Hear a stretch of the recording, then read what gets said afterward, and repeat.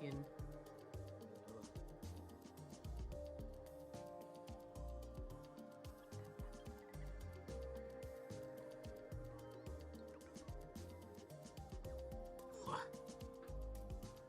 What's going on, everybody? Welcome to Tuesday's Late Night Live number 10. I can't believe we've done 10 of these, or we've done 9. We were on our 10th one of these already. What up? Welcome. I don't really know what to do today. I don't really have a plan. What up, Hope? What's going on, Chris? What's up? Oh, just Winnie. Welcome. Yeah, I don't really have a plan today. The last ones have been so. What did I do? The last one was the quote journal, which was a really fun giveaway. I got that all boxed up and ready to be dropped in the mail tomorrow morning with some other mail that I have going out. What's going on, Manfred? Oh yeah, new music today. Let me know how the volume is. As always, what I hear and what you guys hear is different. So I don't really know exactly what your level's at. On YouTube, in their music audio library, I literally just searched chill and calm, those two keywords, and the first 30 songs that came up with those keywords, I just downloaded them and chucked them in a playlist. So I haven't heard this music before. What up, Civic? Yeah, I haven't heard this music before, so I don't even know if it's good. It's supposed to, hopefully, it should be chill and calm, because those are the two words that I googled. Music mutes my voice. That's weird. It shouldn't do that.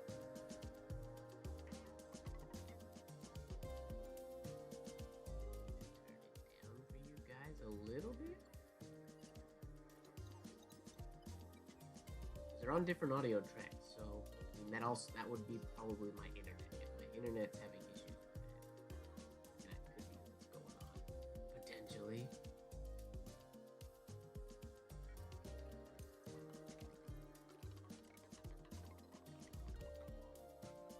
And I can have my mic. Okay, my mic's too quiet. I moved my mic. I'm trying to find the perfect place for it. I need to get it farther away from the speakers. I don't want to wear headphones or anything. I like having the music play in the room. I'm trying to get the microphone farther from the speakers, then still keep it in between my voice, and then I know Nib Scratchy. Everybody likes that. I'm going to tip it a little bit. Currently, it's over here.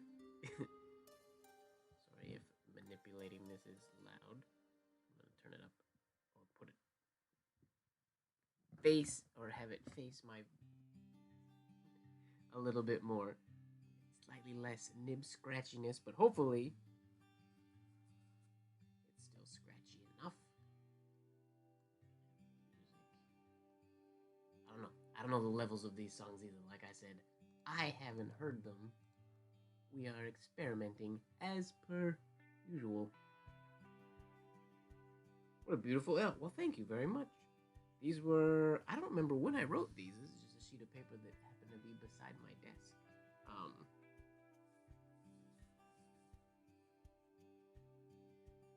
As per usual, I'm still working on this stroke, getting that the stem with the continuation. I'm probably gonna do that more this evening. Like I said, I don't really have a goal for today. We're just gonna doodle around. This next week, I'm going to be researching, adding, I know I said this a lot of weeks ago, I'm going to be researching adding somebody else to the mix. There's ways to do it via Zoom, but I'm pretty sure there's a better way that I can do it via Skype. So I'm figuring all that out. I'm going to be doing some tests this week. So maybe next Tuesday, we'll have a two-person Late Night Live.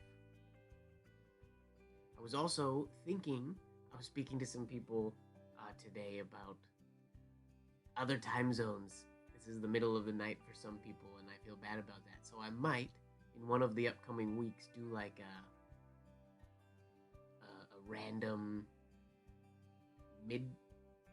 what to call it? Midnight live? Not midnight live. That doesn't work. Midday live, maybe, just so we have one with a group of people that are sleeping normally. Smoothie. I didn't make tea today. Drinking a healthy smoothie. I guess this is dinner. I'm kind of on a weird schedule today. Oh, that'd be so cool to have a call-in show or like a call-in video show. That'd be fun. I'm pretty sure my internet here can't handle more than 2 people, but that would be neat. But yeah, late night live. I gotta figure out. I think we'll just split the screen in half. Have my hand on one side and the other person's hand on the other. Probably no face cam. I don't know. I gotta figure out how I can do that or how I'm gonna do that. Still, but that is a plan to do a 2-person late night live soon. Hopefully, maybe next week. 7 a.m. Good morning to you. Yeah, maybe like a midday live, just as a not a regular thing.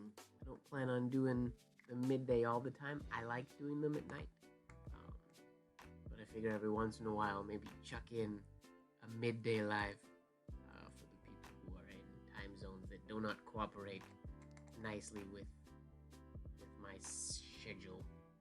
Not that it's a really important schedule or anything. It seems to be morning for most people who are watching.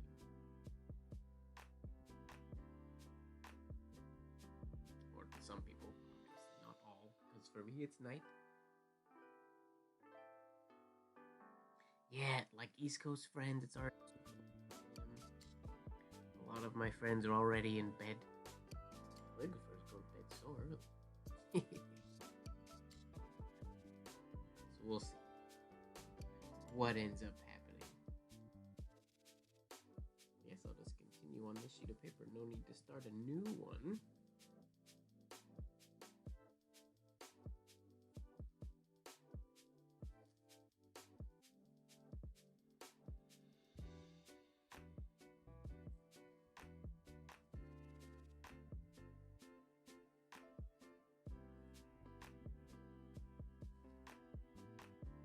My L's, you'll notice right here is my problem. Well, there's not really one there. Right here is my problem area.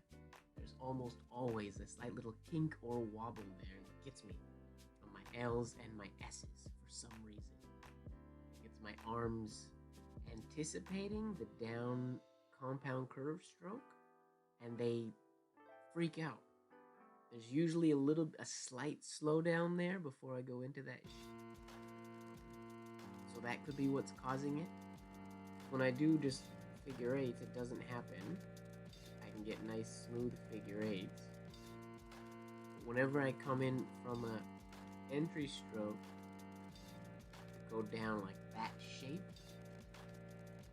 right there, I always get some weirdness in that general area for some reason. Is the volume low? Like, is my microphone low?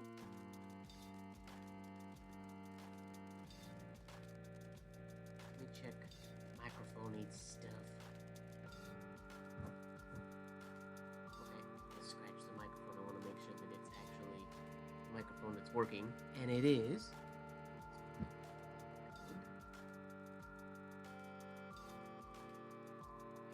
Boost the microphone volume a little bit. Let me know how that sounds.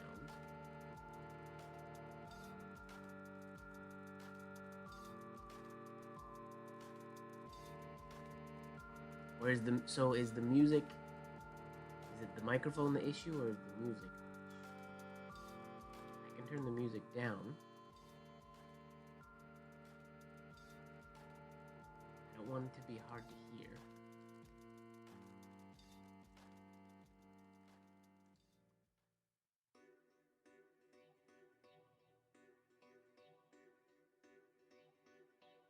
The music, okay.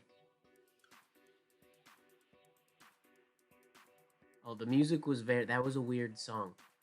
For those of you who've just come in, a lot of the music that's in the playlist today, I've never heard before, so I don't know if it's good or not. I just downloaded all the music on the first page of search results that followed Calm and Chill in YouTube's audio library. Balance of music voice is fine, but both are quieter than normal.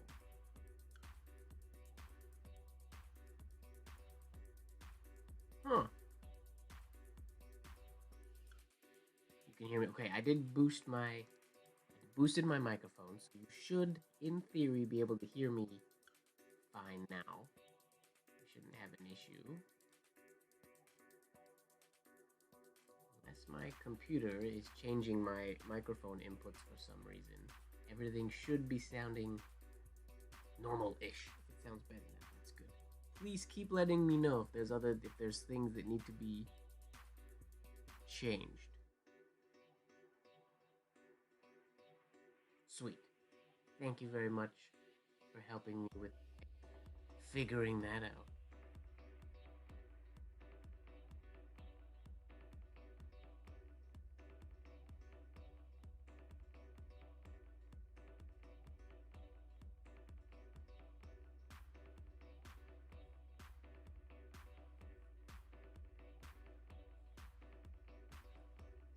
That one was... I liked that one a lot. I noticed when I was halfway through this, I was like, ooh, that last connection point was really great, and that shade felt really good.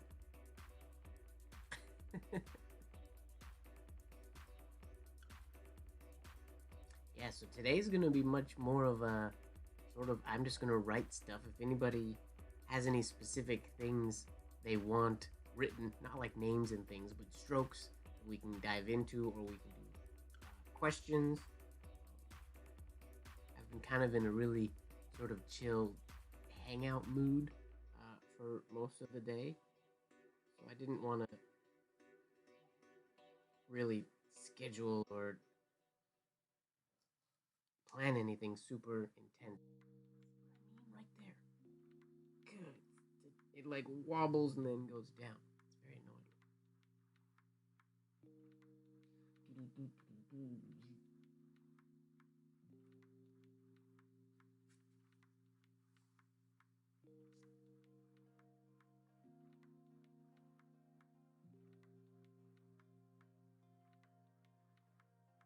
That is long.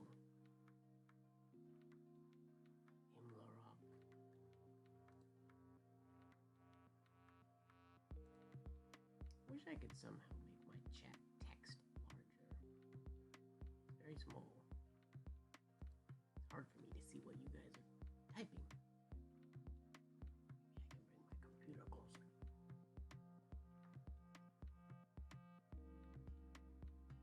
IMLAROCH.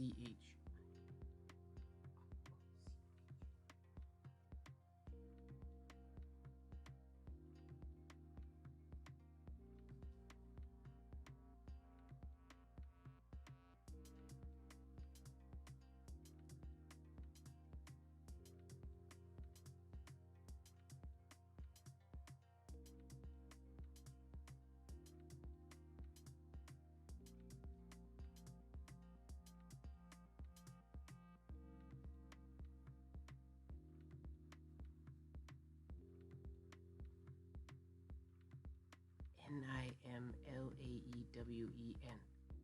That is an intense name. Nimlawen? That sounds like J.R. Tolkien names. Cool name.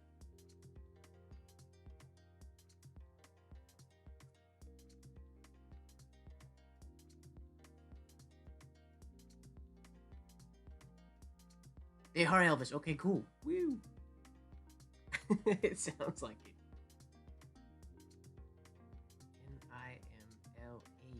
Nimlawen.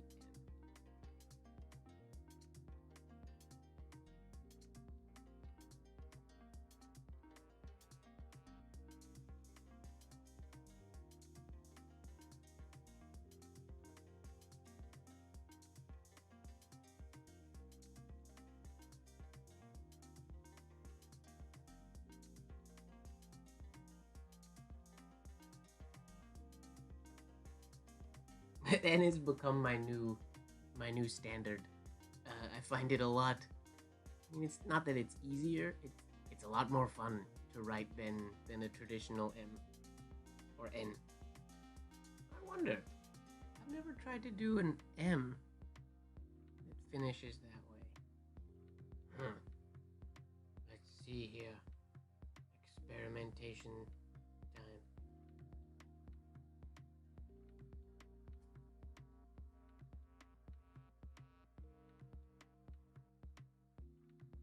Forgot what I was doing. Oh, that works. Ish. It's not a very good M, but the idea works. You're very welcome. A lot of messages on my phone today. Go away, phone messages.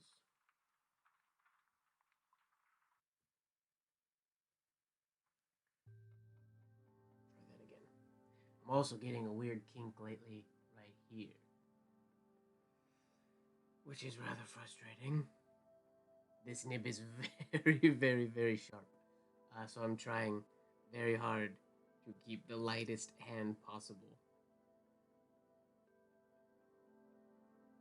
I sharpened it potentially a little too much for any paper that's not crazy smooth like rhodia or something.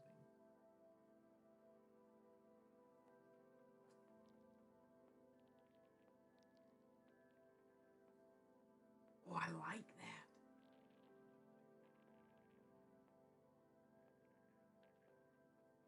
I like that a lot.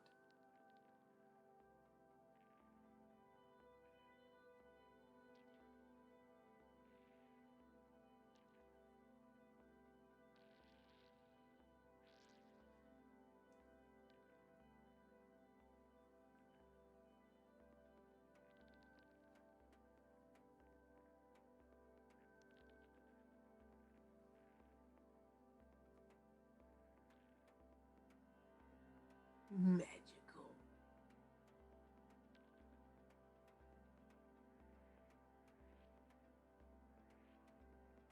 I've also made another change, a foundational change to the way I write lately.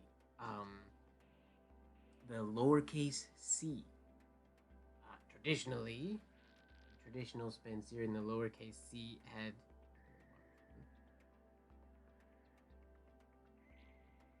a loop in it like that, and then you would write it. When you took that out, you end up with something like that, which is how I've always written the C, just curving over, getting the little hook, retracing, and then around. And I know there's a lot of people in business penmanship and whatnot that will do the entry stroke and then lift and do the C. And then there's also people who will do the compound curve entry and the little tick and then lift and then do the bottom portion of the C, which seems super weird and something that I wouldn't enjoy doing. And I don't enjoy doing this way. It feels, I don't know, they end up looking virtually the exact same when I write them.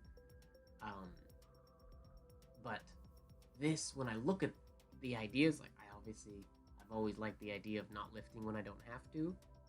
With this C here, but ideally this sounds like I would like it more, but this one ends up feeling so much more comfortable. So that is something that I have added to my to the way I write my lowercase c.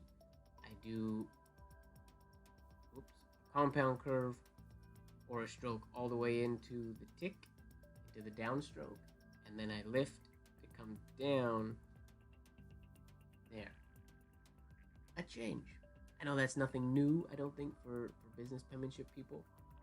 I believe, I don't remember what book mentions sort of these two different ways and says try either or and see which one you like. There's one article or something about lifting in one of the old books or one of the old magazines. I can't remember. So I decided to give them a shot, and I quite like the little lift. Now that I'm slowly getting used to it, because you can't see the lift, which you guys know me and have heard me talk about writing and lifting that is a big part about lifting for me. I only lift if I can hide where the lift was. If you can tell there was a lift, then I don't like there to be a lift there, or I need to practice hiding that lift. I don't like my lifts to be seen.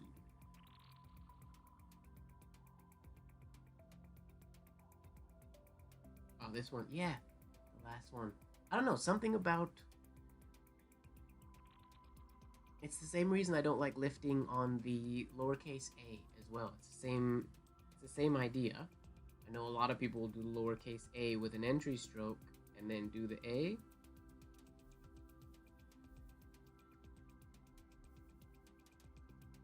And it's good. You could do it even with like a compound curve or overturn. But something about doing it that way just never feels good to me. So I always go the entire curve up into the A and then come down. I don't have any lifts in my A. And I guess I mean,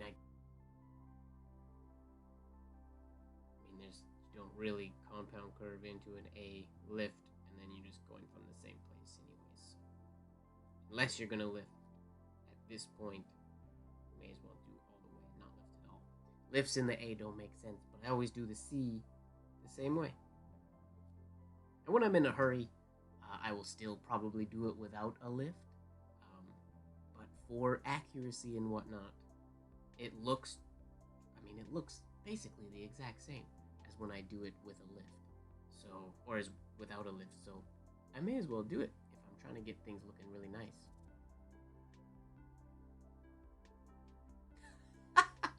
The BP people care a lot about execution. Yes, they do, and that's good. It's not a bad thing, James. I honestly should care more about execution, but I don't. But I'm working on BP a little bit here and there because I'm trying really hard to improve my lowercase letters, primarily my ascended strokes. These guys here, because they are notoriously horrible. And they have always been the hardest thing for me, and it's really frustrating because you need them. They happen a lot, and when your lowercase letters are sometimes not perfect, they're hidden a little bit because they're small. But ascenders aren't small. If you have a crappy ascender, it's just a crappy ascender. I've always been jealous of people like Chin, for example, opening stand. Her ascenders are always fast and always look good, and they always have. I think it's one of her, I think it's like an easy go-to stroke for her. I know if I have my paper turned like this, I know that looks super downhill for you guys, but for me it's, I can't really explain. But if I turn my paper almost like this is straight at my desk, this is how I normally write, how I like writing. But if I turn it, oh, is that Brian in the house? But if I end up writing about in the middle, then there's like this magic place there where instead of a push-pull in-out motion, it has the hinging motion. And using that hinging motion,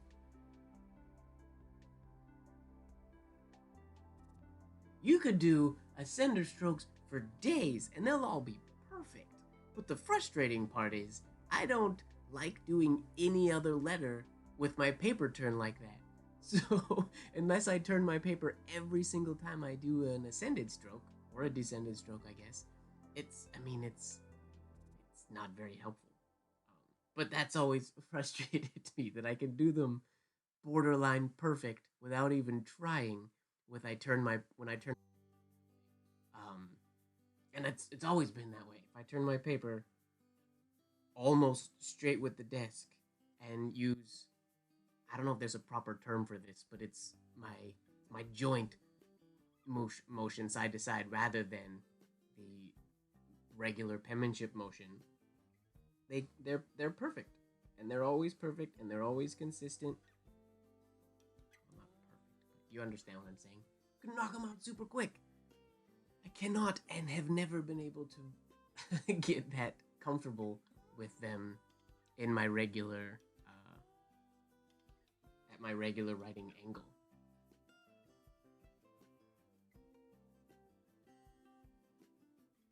I mean, the joint motion is, if it works, I would employ it.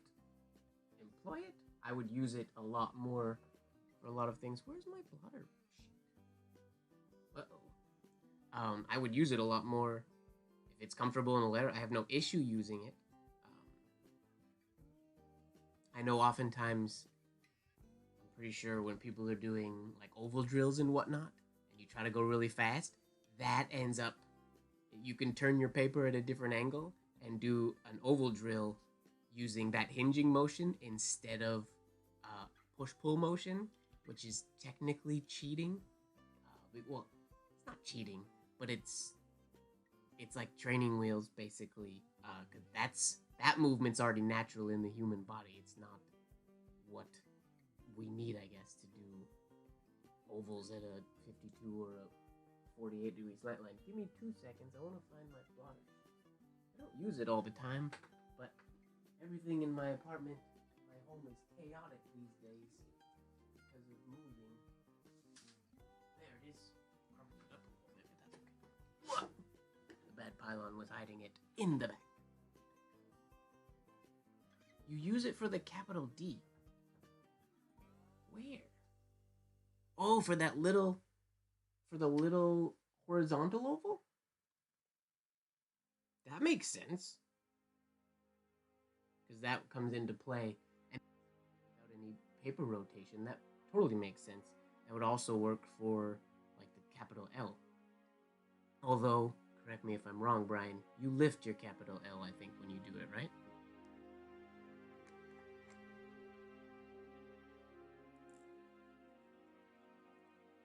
The backwards capital D. Yeah, the compound curve capital D. One that I don't use. For no good reason. It's a beautiful letter. And I would be smart. Oh. Interesting. I mean, that's smart execution. We're getting it done. I used to do that, and still sometimes. I've changed up the strategy lately for this, like on the L and the S, the stem shade that continues going. I used to. It's a lot easier to do those for me if I rotate my paper even more. But then that's when I started changing, and I've talked about this in other lives before, changing my elbow placement slightly rather than changing my paper a whole lot. One might be a better choice than the other. I might be doing it the silly way, but it feels more comfortable and it feels better for me. I mean, yeah, if your paper's turned to another angle, and anytime this happens, like even with the ascenders, if you're doing something, or if I was doing something that needed to be perfect and I was super stressed out, like if I was writing my name or something, for example.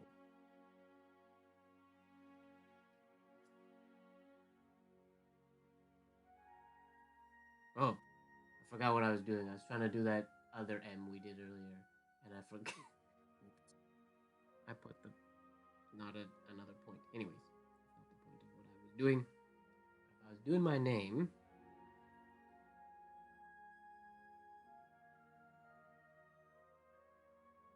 And really was like, and there's been some conversations lately on Instagram and whatnot about signing certificates, signing like finished pieces that people spent a lot of time working on. It's stressful in that situation at my current level, because I'm not like Zaner and those guys who can just whip out beautiful penmanship without even trying. I would want to do this. I would get the angle right for my hinge motion, and then do my L that way potentially. But then obviously you run the risk of not putting your paper at the right angle. And it's also a lot more rotating. That's my safe way out. I rarely use it. I would love to train myself. That's obviously what I'm working on. Training myself to do it with a push-pull and using the flex of the forearm muscle rather than hinge. I'm gonna call that hinge movement. Uh, Somebody will probably email me or direct message me when this is over that has an actual name and there's whole documented stuff about it, but I don't know what it is. I'm gonna call it hinge movement today.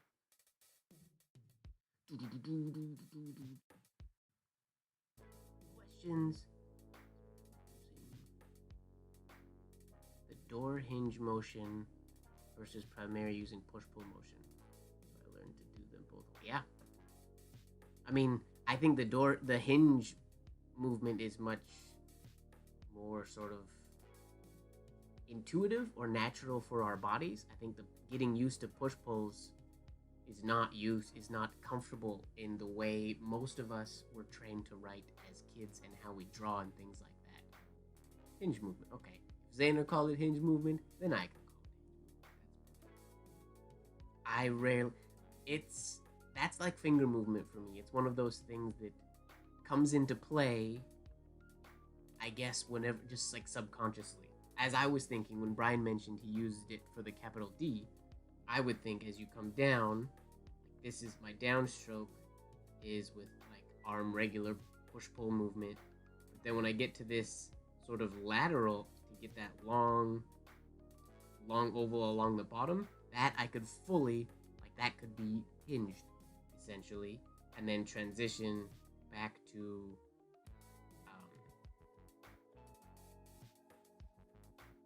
to push-pull movement. That's not the right word, but you guys know what I mean.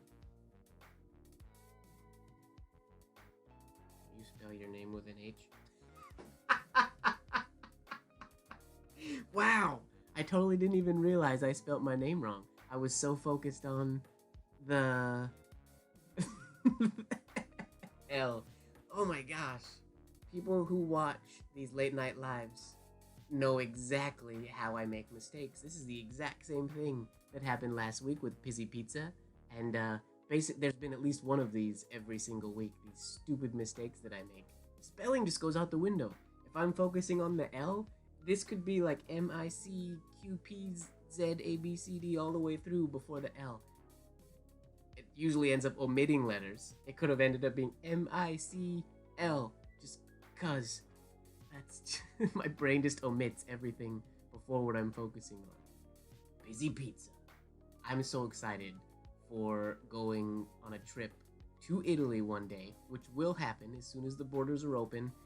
I'm gonna get myself there somehow to teach in Italy, and I'm gonna go visit Pizzy Pizza, and I'm gonna show them the clip from last week's Late Night Live of me being an idiot and ordered pizza from Pizzy Pizza. I mean, Fozzie, that one specifically was your fault. In this instance, it's the L's fault. I was focusing on the L. Last week, anytime I do two Z's back to back, your voice in my brain complaining about the two Z's with a Y pops in. So that's why the Y came out after the two Z's. It is still your fault. Blame is always going to be on you, Fozzie, for that one. Oh, loud car. I wonder if that car just drives by at 9:35 every week. Probably not. It's a busy street. I'm just not good at the shade placement with that D. I never use it.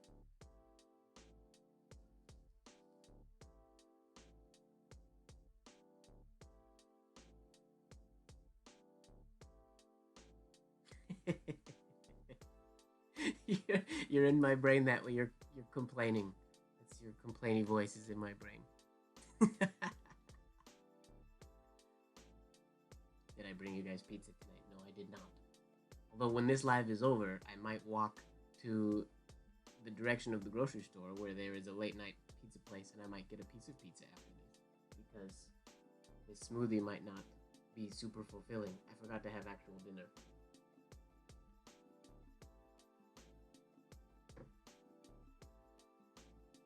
All right. What's another thing I was working on today or this week? I'm really working on fixing my O's. I know I've discussed with you guys before changing, or that my O's always end up being too slanted. which also applies to the shades I put on the D. But like this area right here, I don't have that nice. It's a weird transition from too angled for some reason. So that's something that I've been actively trying to fix this week. A big reason for that, everybody knows the famous Mataraz letter. This one. Everybody knows this letter. And as penmen, we've all tried to replicate it over the years. And I get about as far as that O, and then I mess up extraordinarily. The C, I don't always do the C exactly like that, but I'm okay with that. I'm not super picky about how my C's turn out. But the O, because it's just standalone and hit the O in this piece of paper is perfect. So I'll try to do it. I get to the O, I mess it up. If I get past the O, I'll get to Friends of Penmanship. That's usually pretty good. I got Friends of Penmanship pretty much on lock, I think, most of the time. But then there's the first W. No, the first M in Mataraz has. That first M, the little double loop on the M, that one too gets me. And I can show you exactly where, because it'll more likely than not happen, where the little hitch comes in.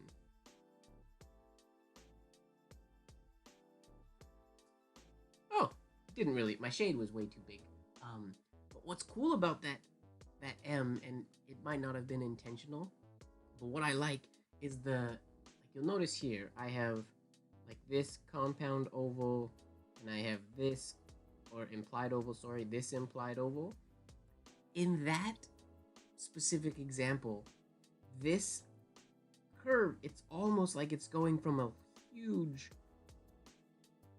like, horizontal oval. It has this understroke, but this stroke right here is totally disconnected from these strokes, and I love it because it just looks a lot better than if this stroke is continuing this implied oval, which is what I see most of the time when people try to do that stroke, and which is what I would normally do most of the time. Let me show you an example again. Get it out so you guys can see exactly what I'm talking about. It's just longer, and I think it looks so cool. It could have been totally by accident. I mean, their movement was so just natural and innate that a lot of these things happen without even thinking about it. But see what I mean here?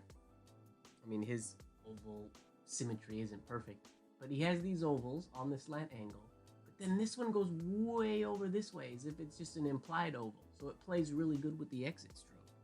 And I just think that's, I mean, for me, it's difficult going from this long horizontal into the angle, which is something I'm trying to figure it out. You want to see me do that wastage one that we did?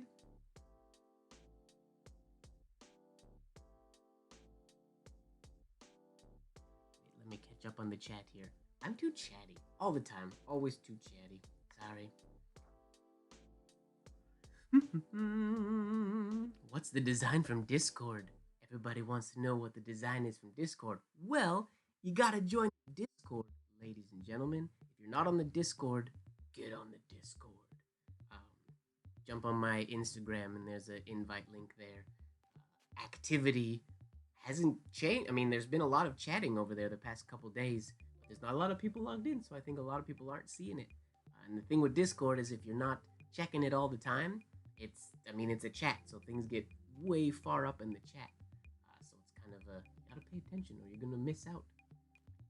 But I've been paying a lot of attention, or I've been trying to do most of my chatting and analyzing and that type of stuff over there, just because it's a better environment for it, I think, than Instagram and whatnot. Yeah, James doesn't hang out in there anymore. He's too cool.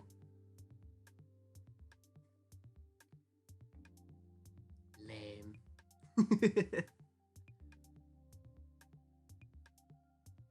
How do you proportion the entry stroke for S, L, and D? You mean like this entry stroke? For me, all my entry strokes are pretty much about the same size. In this instance, if I'm doing my capitals too high. So a approximately, and it's not an exact science, but approximately the height of what my letters are going to be, that's going to be about the length of an entry stroke. So that comes anytime I'm doing any capital stem or anything like that. About there, like from there to there, is about this the size. That's approximately the same as top to bottom. Not exactly. It ends up being a little bit longer most of the time, just because I have a habit of elongating my ovals. I'm actively trying to condense them into slightly more circular ovals. They do get a little too long than I would like, but on average, that's how I would say it.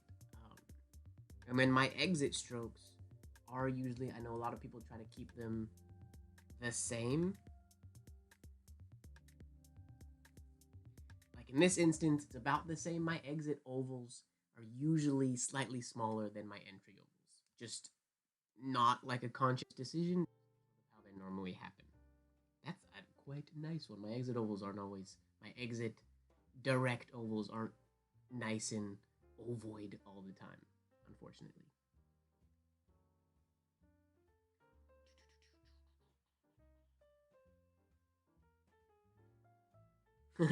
Basic ink nib paper, Hunt 101, pretty much the only nib I use lately. Paper is just super cheap gel rollerball paper that I got on eBay a long time ago. And ink is bleed proof white. Doc.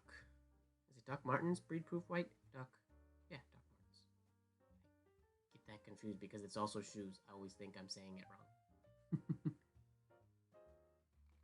Okay. The design from Discord. I'm gonna see if I can actually find the paper that we were talking about. I'm pretty sure it's on my cutting table somewhere. Sorry, I'm out of frame. There it is. Oh, but see, I erased the one with the double ovals. When I posted the more simplified version. But that's the one he's talking about. But originally, the way I first penciled it had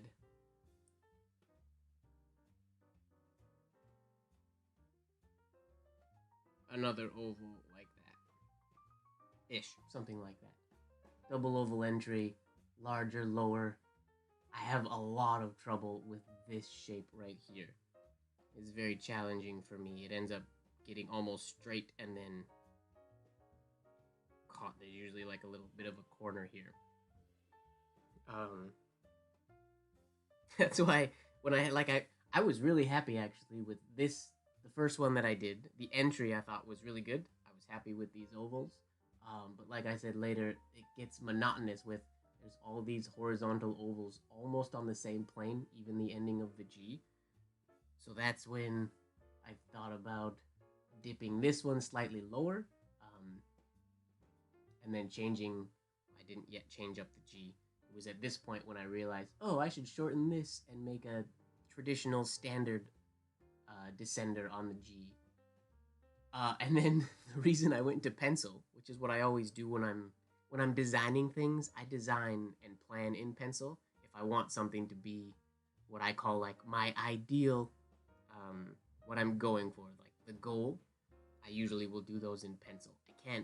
I've never been able to ink something as clean and precisely as I can when I pencil them, so that's why I do that. And this, I couldn't portray, and I didn't want to spend hours working on it because it was an ongoing conversation.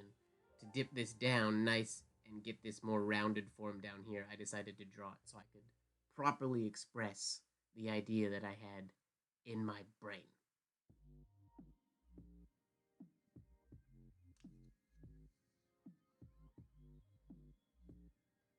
Yeah, but that stroke right there coming in, and then I took out the monotonous of all those understrokes with the G, and then the ending stroke. But let's try to write it. Why not? Since Brian is all in challenge call out mode this evening. Let's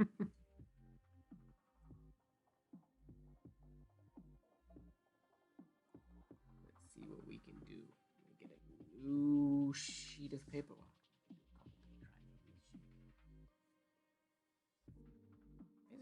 wobbly. Am I sweating on it? It's hot here. Okay.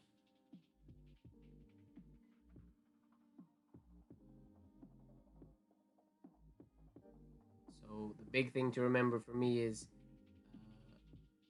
habit comes in, and I end up making that loop that I want low the same as I always do. So I have to actively remember when I come out of my second oval to bring that compound curve down lower.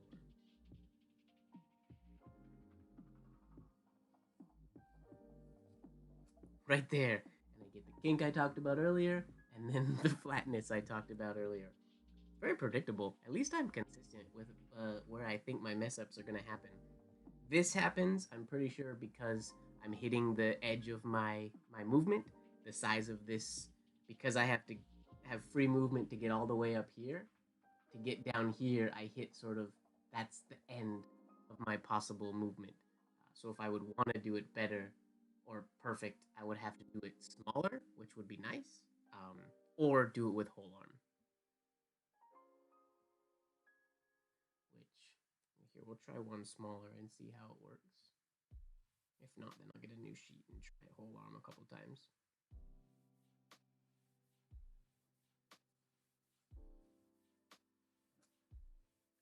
Sounds better on there, but and now we have this ascender stroke that I have so much trouble with. But I have great success the past like couple weeks doing warm up squished elongated ascenders in an oval, like a rounded push pull basically.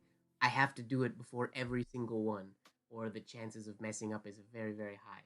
But I've started doing it like all the time because my ascenders are garbage, as I've previously stated. If I don't, and still sometimes are garbage when I do this.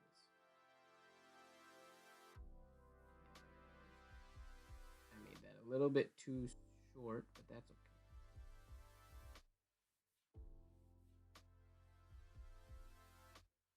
Running out of space off the paper, I'm going to clip it with my fingers. Oops.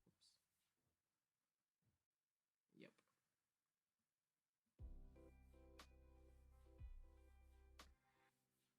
What exit did I do? Oh, I just did this one, but I don't have room to do it properly.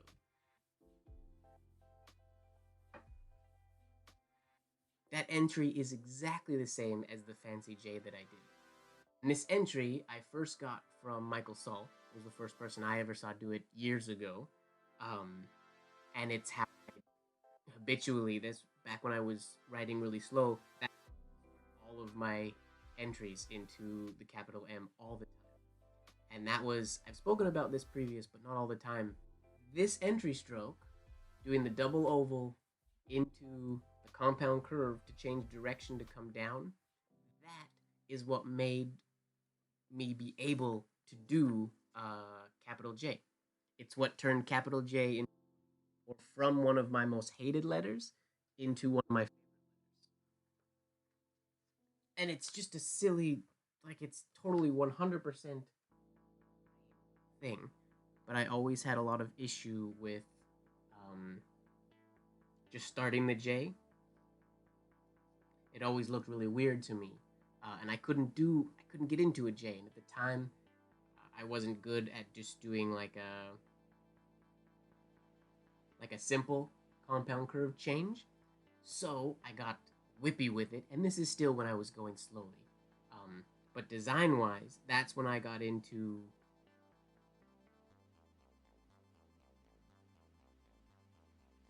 that going into the J. When I realized that I could do that into so many letters, it opened sort of my door to a lot of letters. They became standard for me. But yeah, the double loop I originally got from Michael Saul. It's used a lot in traditional specimens. He's just the first person I saw do it. Let's see here. You can have the pencil one, no problem. We don't have to exchange. I mean, I would love to exchange. Let's do an exchange. Oh, somebody on the Discord Lou? Can't remember the name. Suggested that we do an envelope exchange on the Discord. Just a Discord closed envelope exchange. And I've been thinking about that a lot, and I like the idea, instead of an envelope exchange, but doing a scraps exchange. Just like little pieces of paper, like everybody sends 3 or 5 little pieces of paper in an envelope. So you can still address the envelope, but inside has to have scraps. Good, bad, pencil, doesn't matter. But I like that idea. More so than just an envelope exchange. I'm going to keep that in mind if I end up doing the exchange on Discord.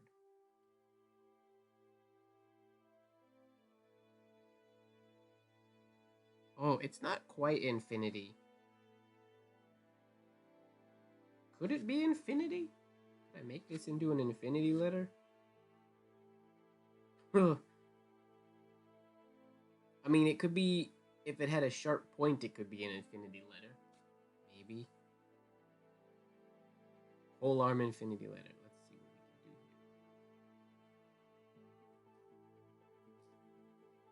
we can do here. I mean, that hit it. This oval's kind of wonky. But that is essentially infinity. Oh, you didn't mean infinity letter. Sorry. Well, anyways, I made an infinity letter, so that's good. Scraps exchange will be cool. You gotta be on the Discord, though. James.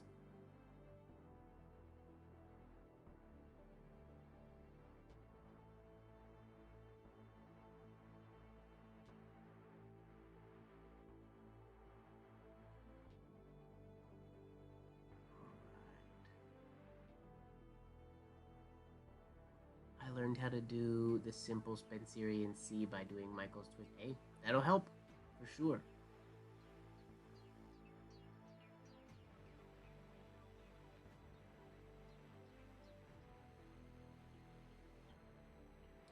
Alright. What was I doing? Oh yeah, let me try that wastage one. I'm gonna try it once with whole arm. For those of you who don't know, I used to write solely whole arm, lowercase not, but capitals. I learned movement writing using 100% whole arm movement. So I'm now training to drop my forearm, get more control, and now I'm starting to get a lot more control with forearm movement, driven by the upper arm. But a lot of times I am more comfortable. My forms go a little out the window sometimes, but movement-wise, I'm a lot more comfortable whole arm a lot of the time.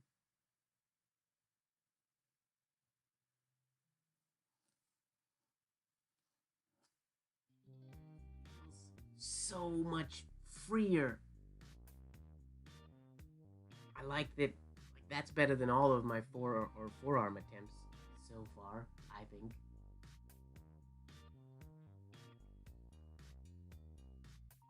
Wait, the other one, the next oval has to be the same size as this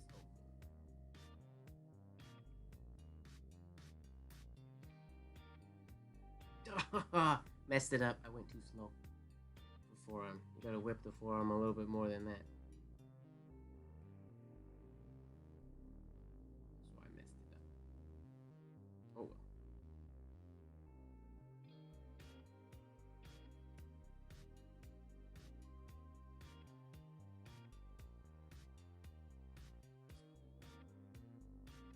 Another thing that I've added, I've made a lot of changes actually to the way I write, I'm realizing, in the past like week. Because I'm telling you guys all about them. Another little thing that I've added every time I cross a T, I've never liked the way my T crossings, I mean, I've never been angry at how they look, but they just never looked as good as I wanted.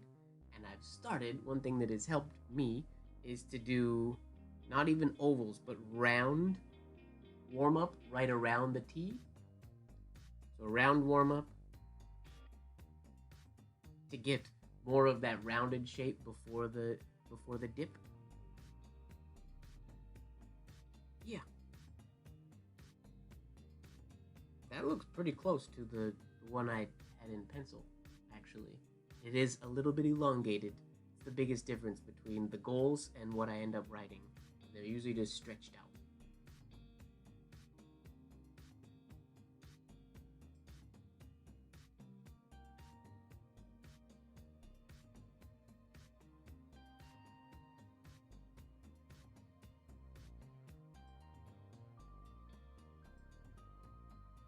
7 shade O. Yeah, when Mike gets crazy with his twisters, he really goes in. Especially with that O. I think the O he twists more than any other letter. Years ago, I remember talking like the 4, and then the 5, and then the 6, and then the 7. I don't even remember how exactly he does the 7. I've definitely done it slowly before. I've written it before. Once upon a time. Yeah, I'm quite happy with that, actually. This is the part that I'm the most happy with. It worked out. Could have been a little more round at the bottom here. This exit to the W is fully wonkified. It should go. It should be round. Very nice. Another very nice one. Yep, this is Mermaid's signature. Brian asked me to do it, the one that we were discussing in Discord. Was that this morning that we were talking about that?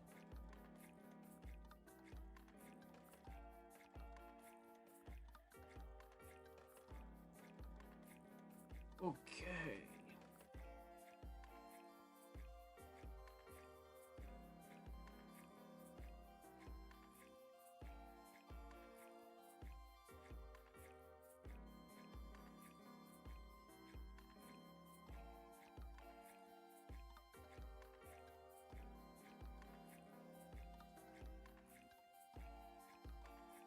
Nope, I don't like lifting at the bottom of that shade. I know a lot of people do. I can never make it feel or look good. It's gotta continue for me. What else were we talking about? I've gone on a few little tangents. Oopsies. Yeah. I'm bouncing back and forth from topic to topic today. Sorry. My brain. So, what I was. This M, that long oval on the beginning, among the things I need to work on.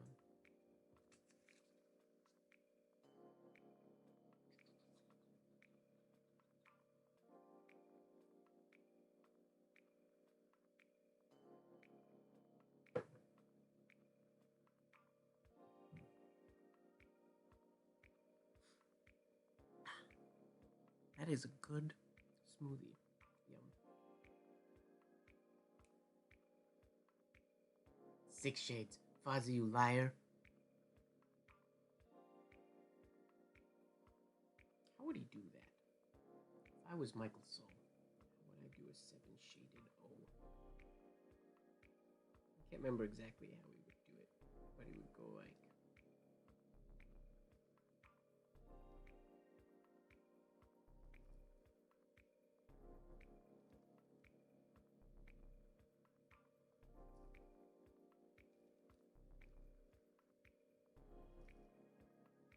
This is totally not right.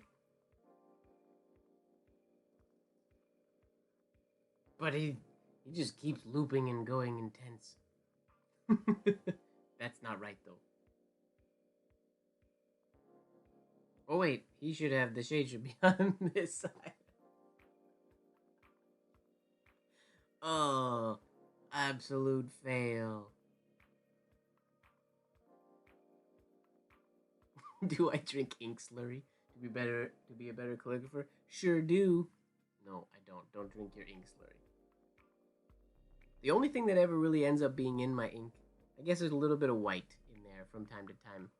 My dip jar is pretty clean because I wipe my nibs before I dip them in there. So it lasts a long time, but no, don't drink that. Maybe this is diluted green tea ink.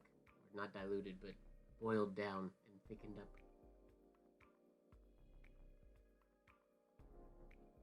This is my superfood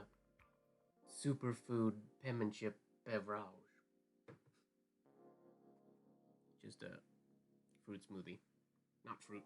Well, there's fruits in there, but just a green smoothie that I had when I got home.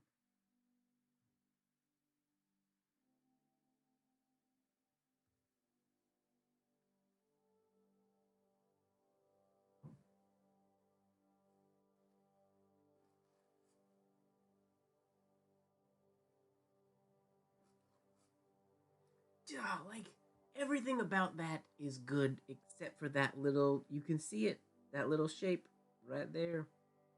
Every single, well, I mean, it wasn't here, but then the rest was bad. Every single time I do a good one, that ends up being, it kills me. Normally it's that and the exit oval isn't usually very stunning.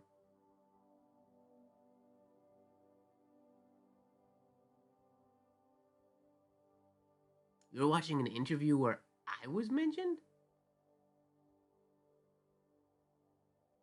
Really? What interview? That shade is good. That's the thing, like entry oval, money. Like shade into oval, money. Exit oval, money. That's all great. Entry or transition into the compound curve, no bueno, unfortunately.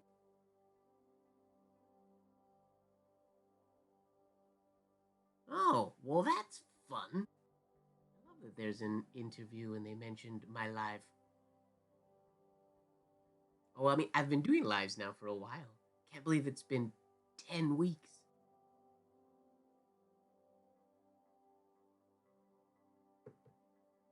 I never consistently do anything, so it's great that we've been doing this for 10 whole weeks. I guess that's because of you guys. You guys make it fun, so I stay doing them. And because it's a scheduled thing now, I kind of have to do it.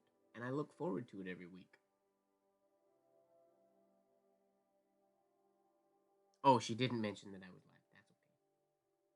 She should.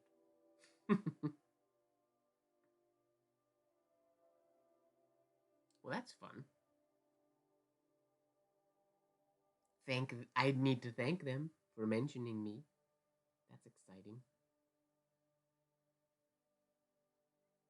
Okay. Compound curve. I'm pretty sure it's all mental. I don't think it's anything muscular. I mean, obviously the muscles are what's creating it, but I feel like it's mental. In preparation, I feel like it's like the physical embodiment of my brain going before the shade, which is really frustrating. The over, and that's not a good thing.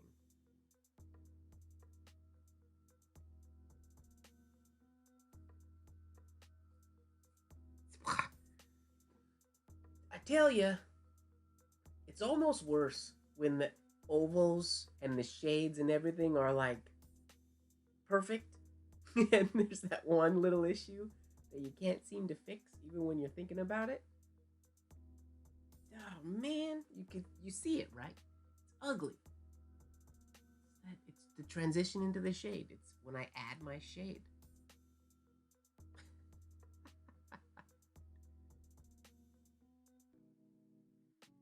Do you find the smoothness of the paper might have something to do? Nah. I mean, it would if it was if my hand was heavier, but because it's not an upstroke, um, and when I'm applying weight this fast or moving this quickly, the thickness or whatnot of the paper doesn't really play a huge role until I'm going to an upstroke.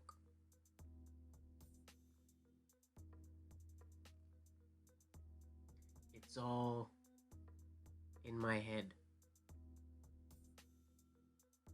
Loopy finger. Oh, I should flourish a fingerprint.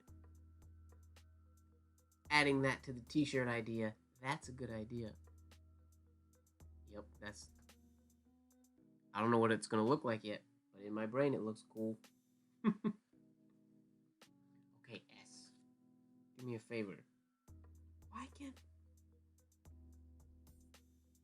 It's right there. Why? Is it because... This is smooth. This... That's the shape I have to get used to. Okay. This is how we create something, realize that it's not perfect, we analyze it, we reverse engineer where the issue is, and then turn that into a drill so that we can train the muscles to do it over and over and over again. What's going on, Colby? Welcome.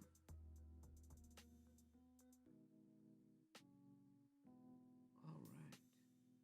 We gotta get rid of that little.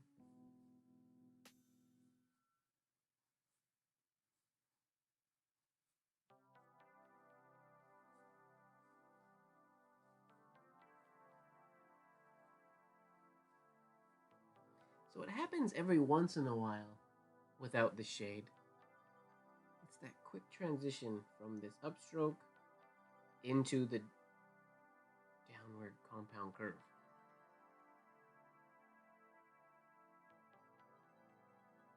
Flourishing your knuckles off. Hey, that's good. Wait, how do you flourish your knuckles off? Like this? That would rub my knuckles on the paper. I like that. If that's not what you meant, let me know.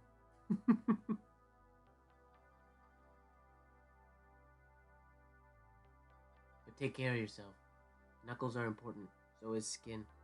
I burnt my knuckle the other day on the oven. Stupid mic.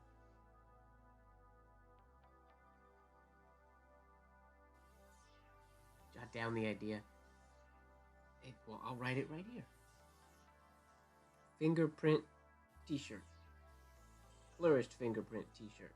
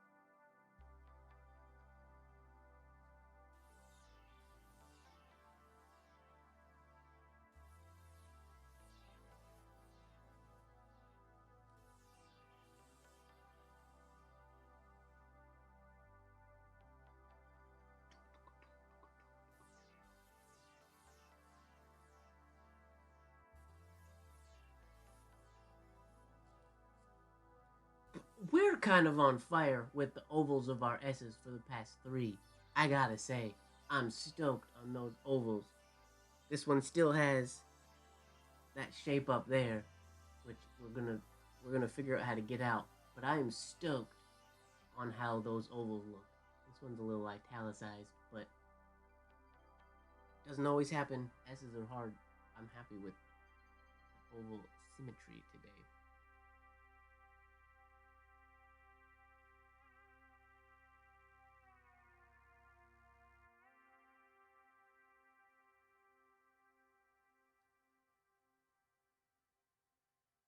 Ah, fun. Yes, I remember the signature with the star. It was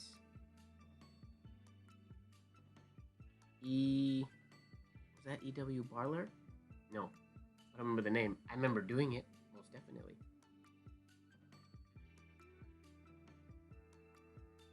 Yeah.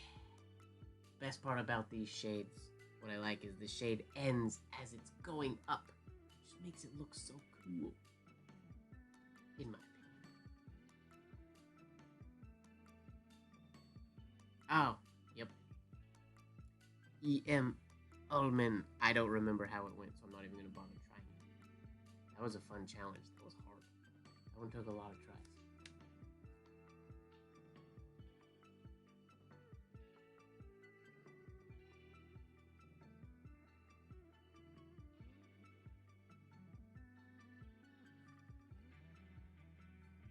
Okay. If I do it hairline,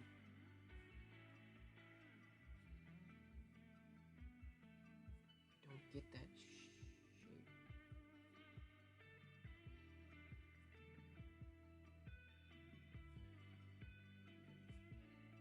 I get it a little bit. I'm making too abrupt of a compound curve.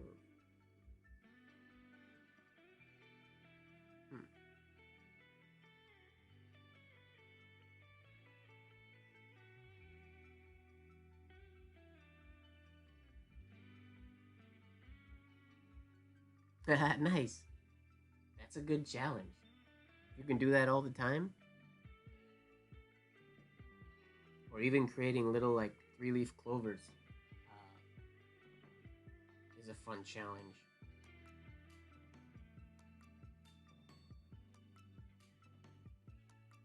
Hey, I've edited a video to this song before. One of my foiling videos.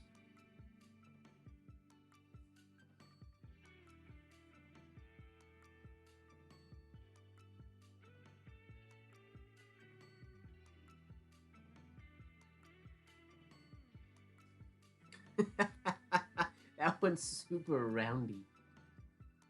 But it didn't have the crazy shape, so there's something right there.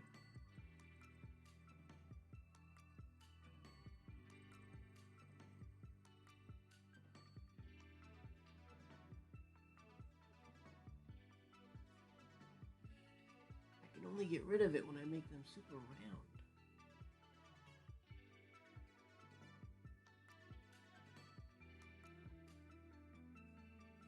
That one has it.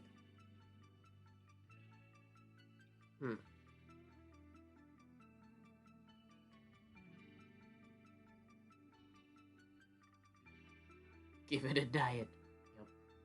Little pot belly. Not a pot belly, because this would be the belly. Got a fat back. It's a fat back S. I mean, the same thing happens when I do the capital L as well. It's the same issue. You'd think, like doing... Maybe I don't do this exercise enough. Or I'm not consistent enough. I will notice, or I do notice, that my bottom ones are much more consistent than my top ones. So that's probably part of it. All of these, though, I can't really be unhappy with really any of the S's that I've done in the past little bit. They're all pretty stellar, and I'm happy with them all. I'm just being extremely picky today. Always.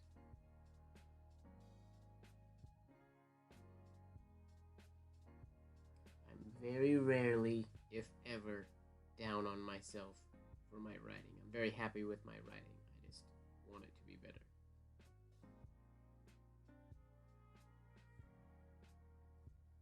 God, it's right there. Stop.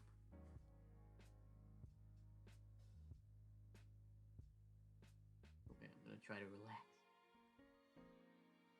Zen.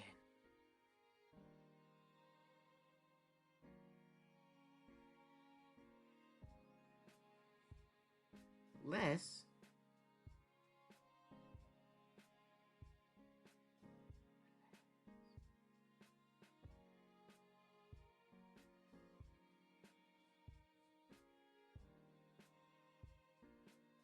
Now I wonder, if I were to bring this up quicker, maybe that would be good. Maybe that's where the issue is.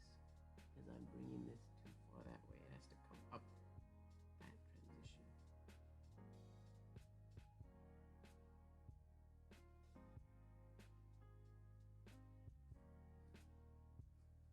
Nope.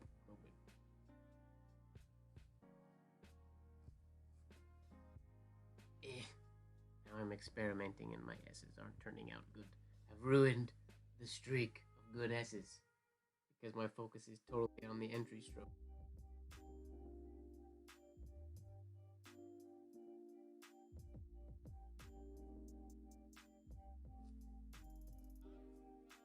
That's the idea. I mean, that's what we want. The entry's not that great, but that shade and angle is really good.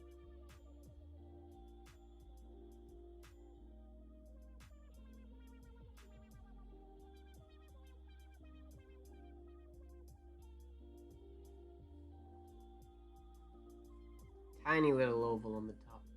Totally missed the baseline. Nice S. It almost sounded dirty.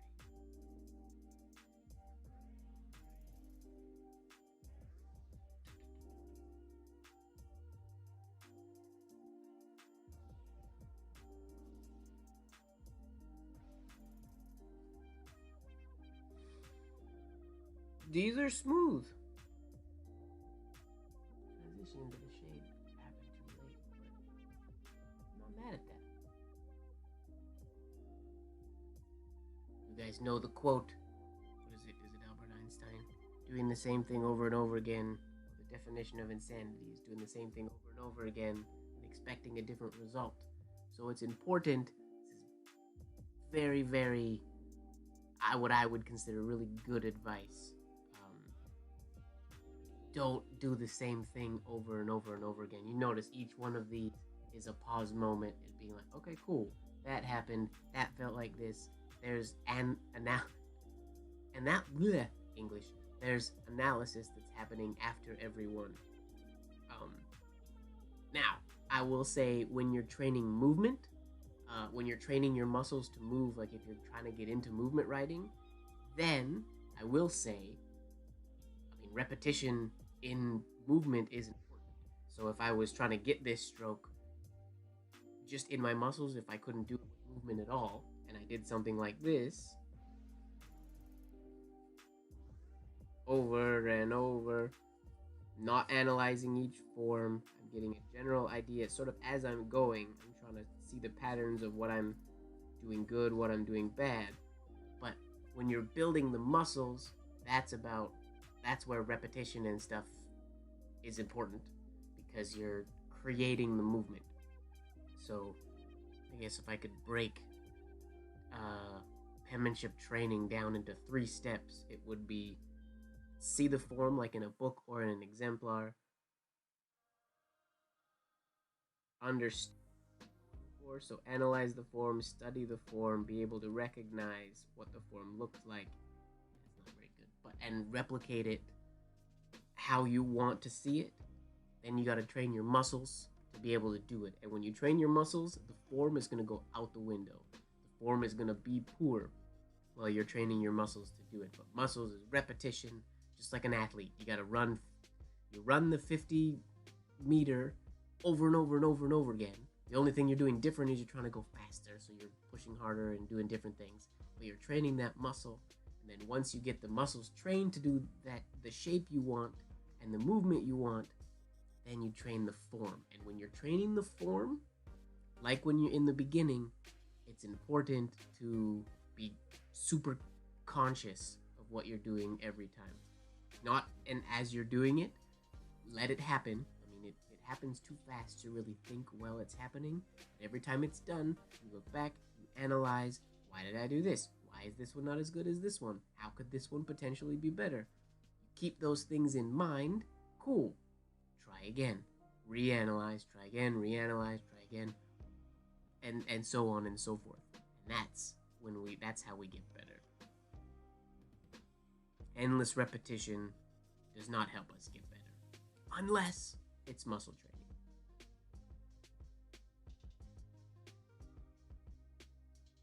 And you're still analyzing when you're doing muscle training, like if you were working on a specific stroke. For example, the stroke that's part of this S. If I was just working on that stem shade,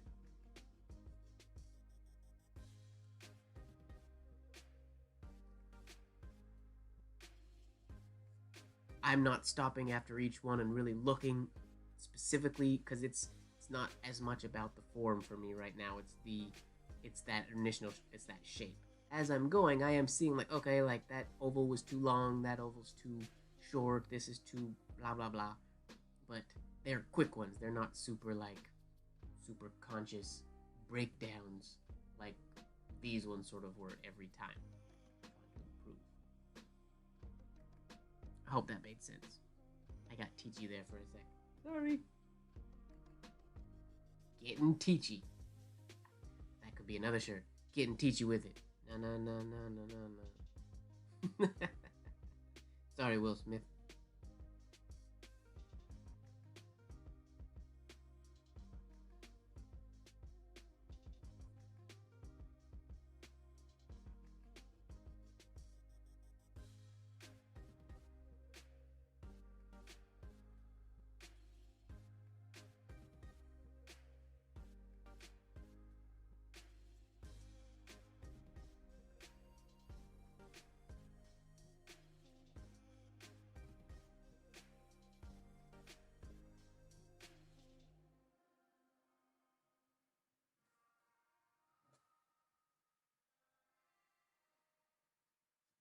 Oopsies.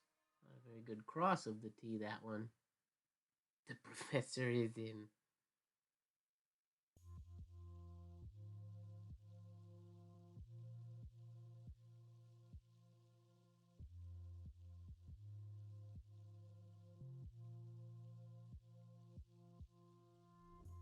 I mean, if you know me, you know I like to teach. Um, Obviously, I like teaching in classes, but I just like teaching in general. It doesn't matter what it is: origami, dance, you name it. Useless knowledge as well. Anything. I like teaching. I like taking what I've learned how to do, or just learned in general, breaking it down, reformatting it in the way that I think somebody would be able to learn it the best. Not to say that that's the best way to teach things, but that's I just have a passion for learning to teach people things, if that makes sense.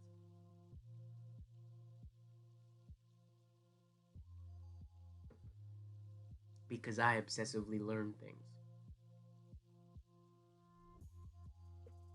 and have analyzed the act of breaking down things that you learn so that I can be a better learner.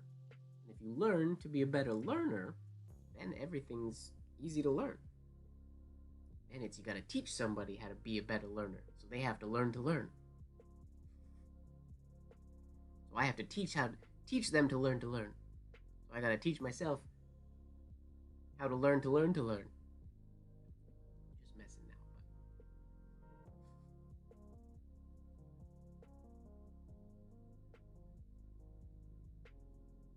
but some things I would assume aren't as fun to teach potentially.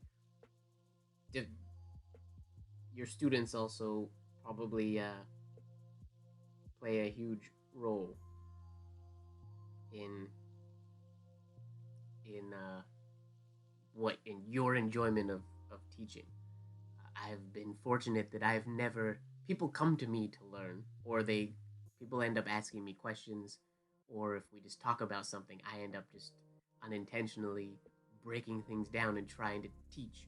But it's never been people don't get enrolled in my class unless they want to be there, or people don't get in those conversations unless it's something they want to learn. So I've never had to force somebody to learn something. Luckily, every once in a while, a little kid I'll have to teach to take tap class when their parents put them in dance and they don't want to be there. But that's rare. I'm fortunate that people usually want to learn what I want to teach them. So that makes me like it better.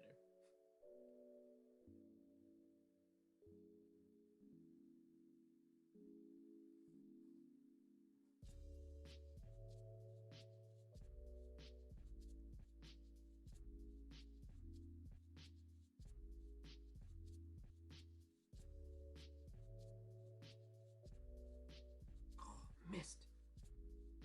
Every once in a while, I want to do really tall tees. I want to make them taller than will be a standard. Um, but as you can see, I do my shades not always in the exact spot. I get scared because it's really easy to make them too far to the right, but then the opposite happens and it ends up like it is right now, too far to the left. That's okay.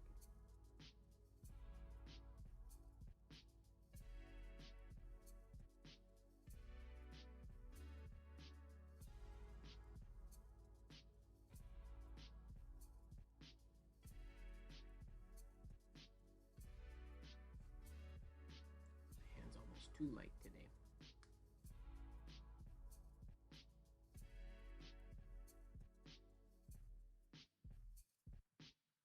The ability to break things down to explain the concept is super important in teaching IoT. But even not just the ability to, the wanting to, the curiosity to figure out how could this be broken down. I don't want to teach something just like the way it was taught to me, because what if the way it was taught to me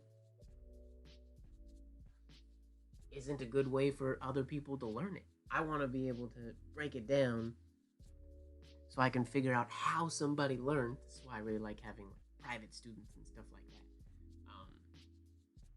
I can learn, or I can sort of figure out how somebody likes to learn, and then teach them in a way that is best suited for them. Obviously, that doesn't really work in a class atmosphere, but oh, I remember something else that I have a lot of trouble with. I've been trying to work on in that same letter, the famous Mataraz letter. The F that they use for friends of penmanship has that really quick stop and a shade. I did that one maybe a little too big, but you could do that stroke and just bring this around, but I really believe that they added that shade on the fly, similar to like I did, but a much bigger shade. You can add that shade like that. But one thing that ends up happening when I do it that way is, this is a wonky oval anyways, but your oval's coming around, and then you get this harsh, or I anyways, get this harsh turn right there, where I would like that turn to be a little more gradual, so it's almost continuing sort of this implied oval going around that way, rather than the cuts off the flow a little bit. I'll show you what I mean in the famous letter. So in the F they have here, same entry, nice stem, coming up here, instead of like it doesn't continue all the way through, but it comes around as if it were gonna have an implied oval right here, which I love, and I've never thought about that until right now, that this ends up making like a twisting inside oval, which is cool and might be what sort of unlocks this stroke for me. Yeah, as it's coming around, it puts the shade, but he doesn't get this corner here. It's as if this line is continuing a horizontal oval coming around there. So we can make a drill for that, which is just doing that stem into a little mini twister going in.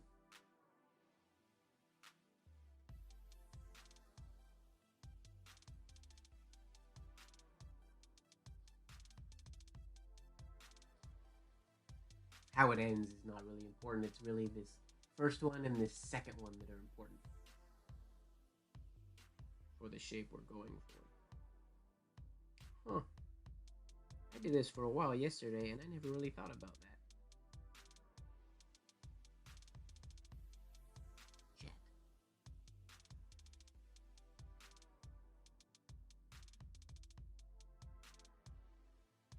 I went through a very big shift in the way back senior year of high school because I realized that I had no idea how I learned other than just hearing something and memorizing. That's most people in high school, unfortunately. Me too. That's why I kind of wish I lived in a bigger town or in a bigger city that had like an arts. A lot of my friends went to art school, just a regular high school, but it was centered around arts, which I did not. I went to the only high school in my town. It was the only option.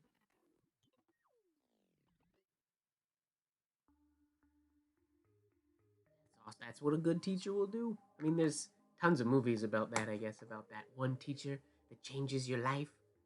I had a teacher in junior high school, in grade 7. I had him for a couple years in different subjects, but Mr. Belly was his name. He was just an out of the box thinker. It was more so I used to create little silly experiments, and him and I would do them that had nothing to do with the actual coursework. Because I was basically failing the coursework. But we would work on these random little ideas and experiments that I would have for things. Fuzzy is a note taker. That makes sense. That's like Kahlo in Hong Kong. She's a big note taker. A lot of calligraphy people are note takers, and I'm always jealous. people's notes in my class are often way more thorough and better than my handouts in my class, which is unfortunate and something I need to fix.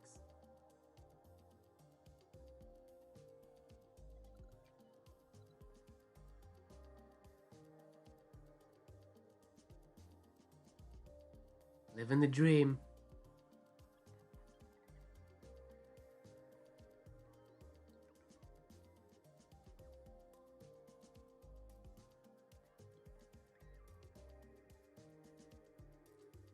I was gonna say 0% is a little harsh.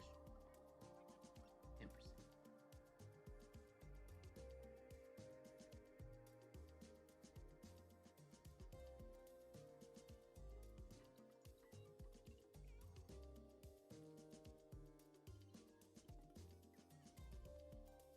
Okay, if I can nail this shape, I should be able to continue it and just cut it off with a shade, in theory.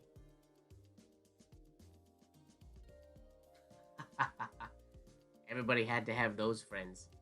Photocopy note friends? Very helpful.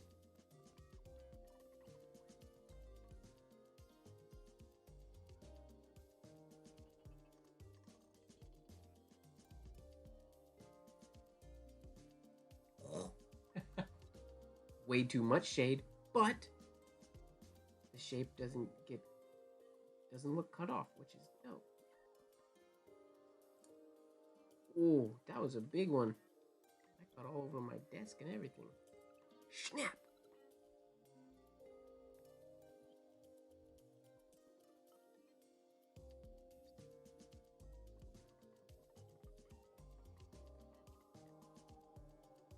Snap!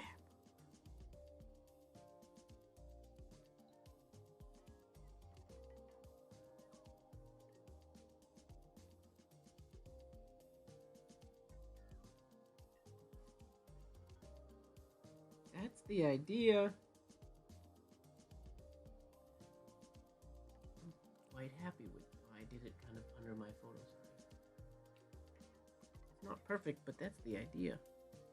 That's fixing the issue I was having, I think.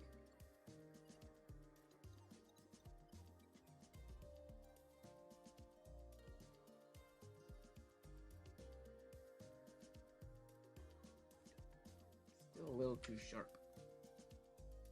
As if it's going here instead of along down here. That's the one we want. The lower one.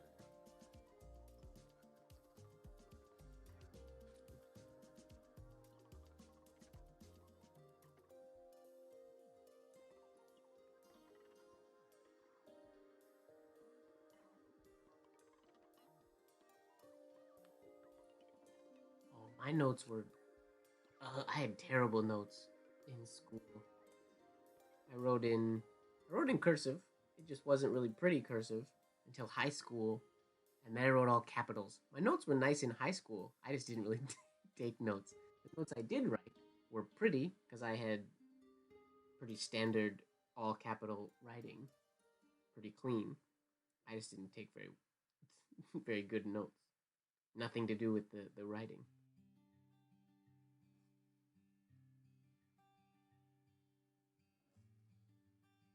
How big is the shade on the original one?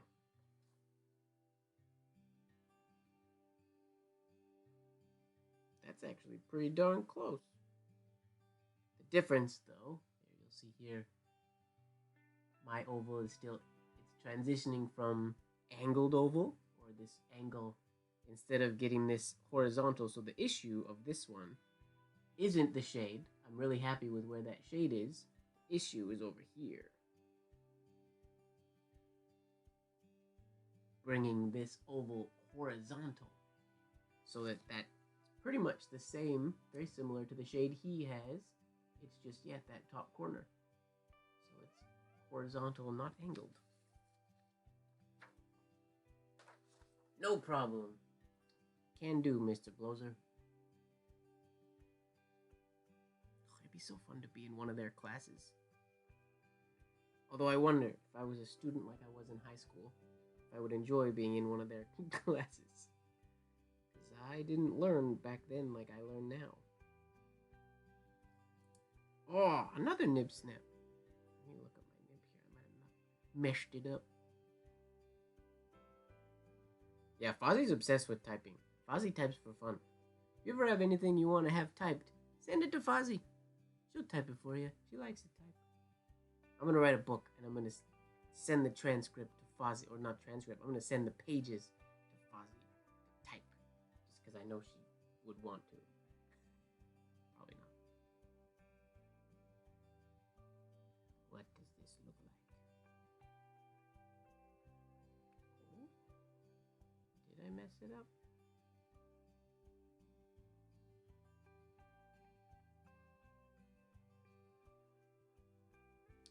Problem with that threat, though, Fozzie, I can't actually threaten you with writing something and sending it to you, because that means I actually have to write something. And I've been meaning to write something for a long time, and I just haven't. My to-do list is not getting checked off nearly as fast as I would like it to. Well, it's not bad.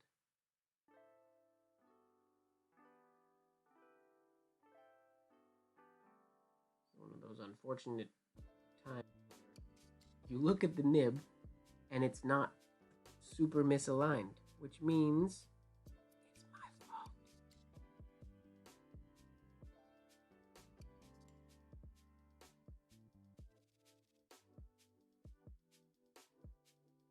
Yep, I think it's just my fault.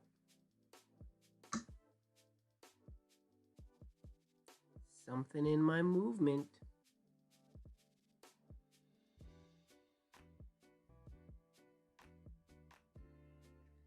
Horizontal right there.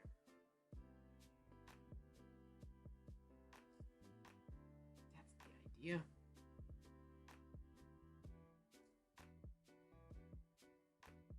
Better. Oh yeah.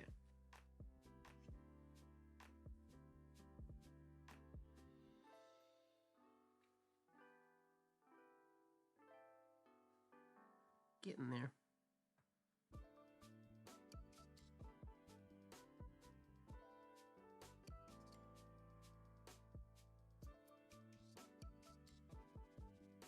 You wrote in the book itself?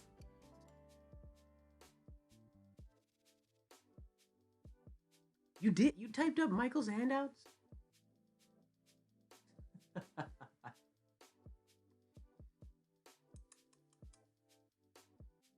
I like his handwritten handouts.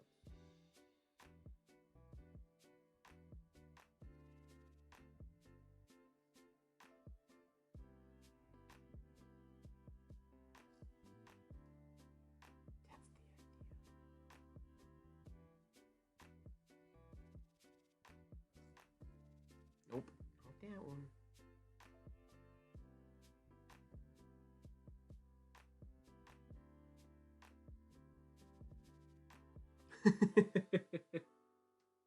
Having a nib snap makes you cringe. I like it when it happens because it shocks me. I get really like when the flow is really smooth and sort of. I got into penmanship because I feel like meditative and it calms me down a lot. You never know it because I'm always so excited when I'm doing it. But I feel when the movement is just really smooth, it's very calming to me. And then when there's this snap, it's just like somebody just beside me went, wow, just clap their hands right beside my face, and it shocks me. But now I've gotten used to that, and it's just kind of fun. Like the shock factor. I would love to get to the place where I could do it on purpose. If I wanted to throw a snap in there on a down, no, it's tough because I would probably ruin a lot of nibs, but it'd be fun to be able to do it on purpose.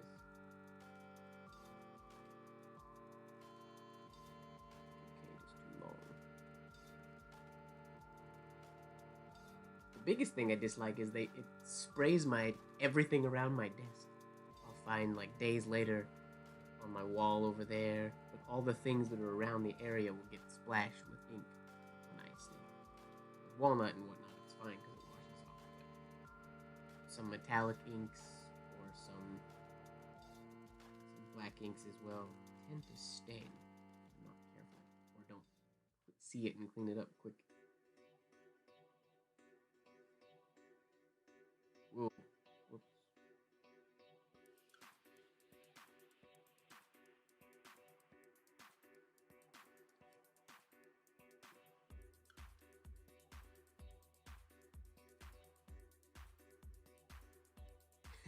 Mm-hmm. The crime scene.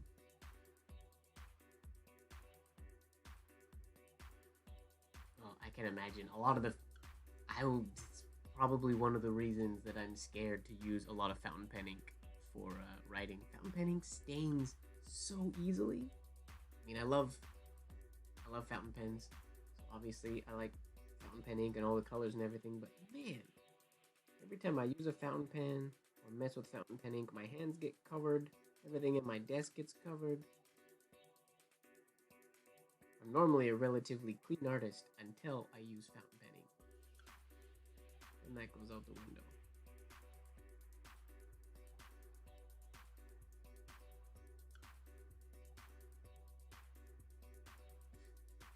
I mean, Noodler's Blue is the famous one for, specifically the Bay State Blue is the one that's famous for being crazy stainy.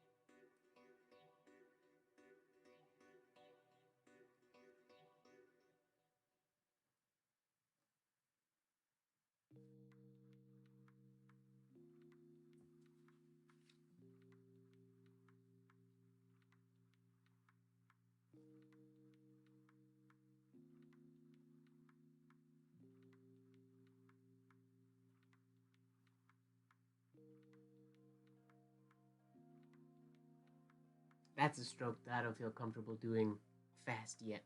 And it's just a silly little one and not really difficult at all. But the ending of the P going around with a indirect oval, I end up making it too round or it never looks good yet. I mean, I haven't really drilled it or practiced it much yet, but that's the one.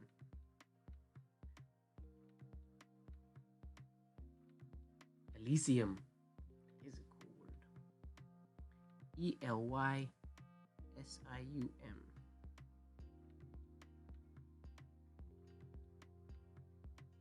Ely. Wait, right?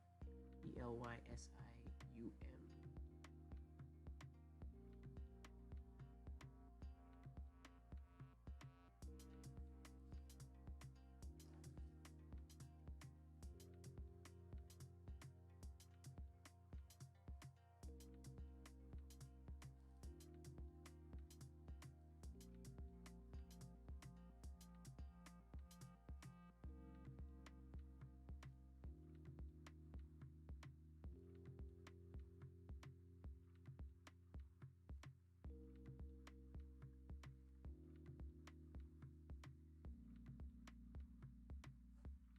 Elysium. This is an instance where I would like to learn another stroke that I don't think James is here anymore, but it's one of the strokes that he's really good at and I have a lot of trouble with. Is the ending stroke. The shade, like that, going right here. I have a lot of trouble with that one. and I'm not comfortable enough to put it in pieces like that because I would have done it like this and ruined it. And I do it in a lot of my slowly designed stuff, but try as I might, getting it's like an ascended stroke. I have a lot of trouble with them.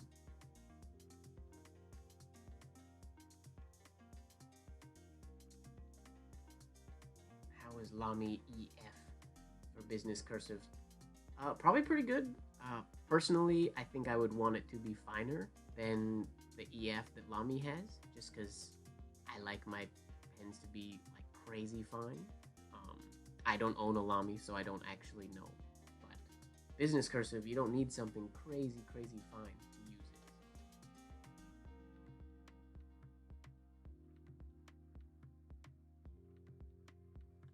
I prefer to have all of my pens ground down to extra fine. Even though nib smiths and people that do nib grinds look at me like I'm crazy when I ask for that. The ones that don't know me. The ones that know me understand and they get it. The ones that don't, I have to show them like this. Like, this is what I write with on a daily basis. It's like a needle. That's what I want.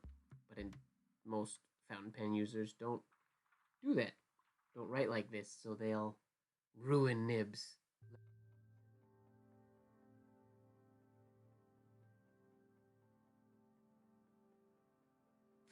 Just use a needle with ink. I could. No, it wouldn't be a fine enough line. It's gotta be split. I feel like a needle. I don't know. I mean the thinnest, the finest non-nib that I use for writing. That's what I use for pieces. Is this little guy.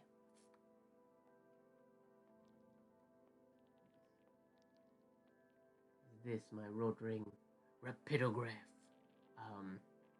And fun fact, where's the other one?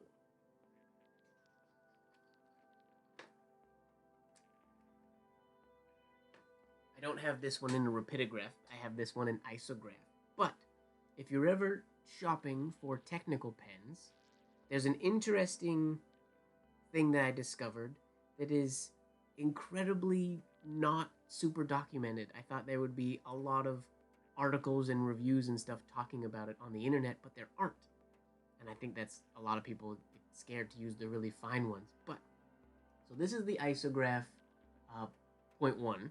This is the smallest that they make, 0.1. They go up from there. There's the 0.13, should by mathematics standpoint be a little bit higher, 0.13, 0.15, 0.1, blah blah blah. It goes up and up. But the 0.1 is thicker than the 0.13. For reasons unknown and super undocumented. I think I found like one forum where somebody talked about the 0.1 versus 0.13. Most people who own the 0.1 wouldn't own a 0.13, and sort of vice versa. Because when you get that fine, there's hardly a difference. But there is a, to me, substantial, huge difference between these two. Unfortunately, I can't show you because my 0.1, I think it's empty, but I ruined it a number of years ago. And that's why I had the 0.13, because I was looking to replace it. And I ended up reading about the 0.13 and learning that it was finer in this one post that I saw than the 0.1. Couldn't find anywhere that could prove that. And then when I bought one, definitely a finer line than the 0.1, which is baffling because it shouldn't be. Yeah, they're pretty easy to break while cleaning. You have to be careful. This one doesn't make sense to me. The needle's in there. There's a flow issue. There's no ink in it. I can blow through it. For everything I know about pens and cleaning pens and whatnot, it is clean. It is good. But there's something, I don't know if the needle is broke off slightly short, because it's there, I can see it, but maybe it's not quite long enough. I don't know, there's some issue with it.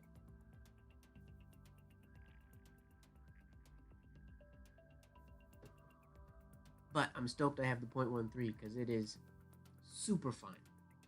Way better than the 0.1. So if you're looking for the finest fine point you can get, 0.13.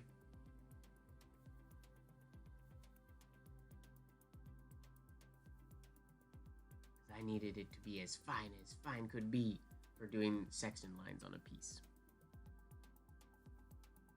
I bought that one last time I was in Germany because I couldn't find any stores in Canada that sold it. There were lots that sold the bigger, more standard numbers, but none that sold the 0.13, unfortunately.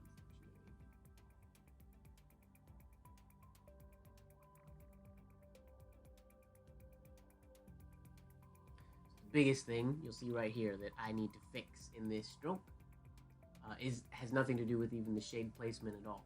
It would be awesome if this oval would stay an oval and compound later, so that you get this nice implied oval that isn't ruined by the compound curve stroke, which is something that I do a lot. The only real time, I won't say the only time, but one time where an oval gets sort of cut off by a compound curve is entry ovals. When you have an entry to a letter,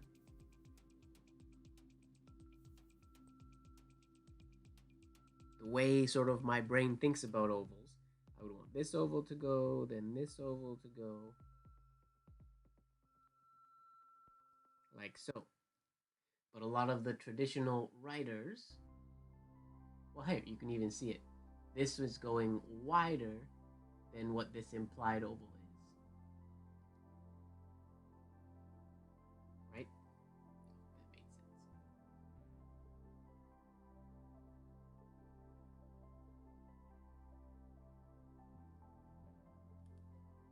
A lot of the times, the undercurve goes farther in to the implied oval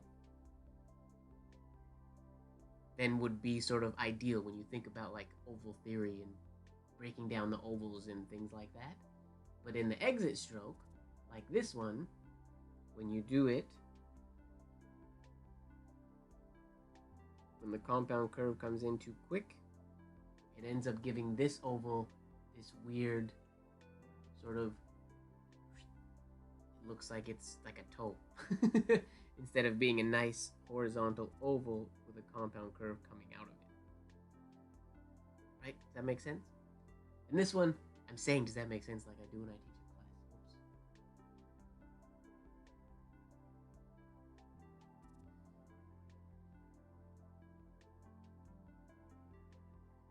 How do you transition from the top unshaded oval to the bottom shaded oval in the cap E? Are you saying this and this one? Like this oval versus this oval?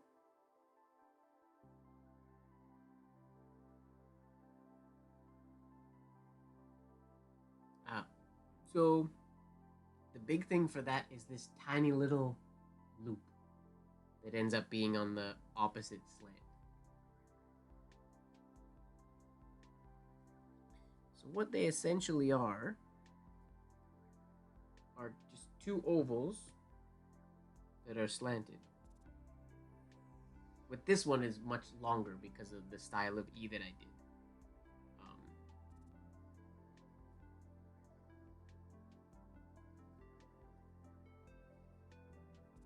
But in the standard E, you basically have these two ovals on your slant line. So whether you start up with a little entry oval, and you have your top oval, and you have this little loop that goes opposite of your slant line into your shade.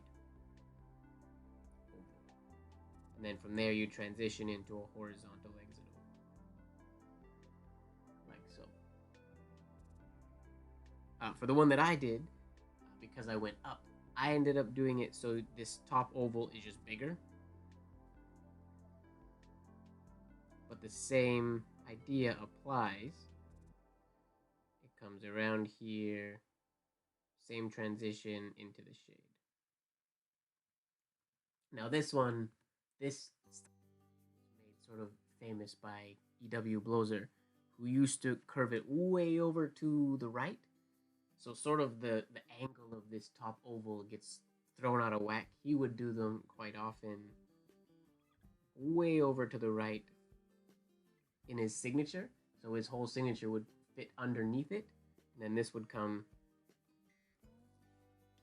it would go way over. So with that one, if you imagine standard E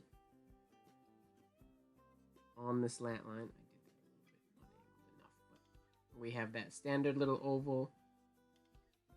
And then we have our second oval.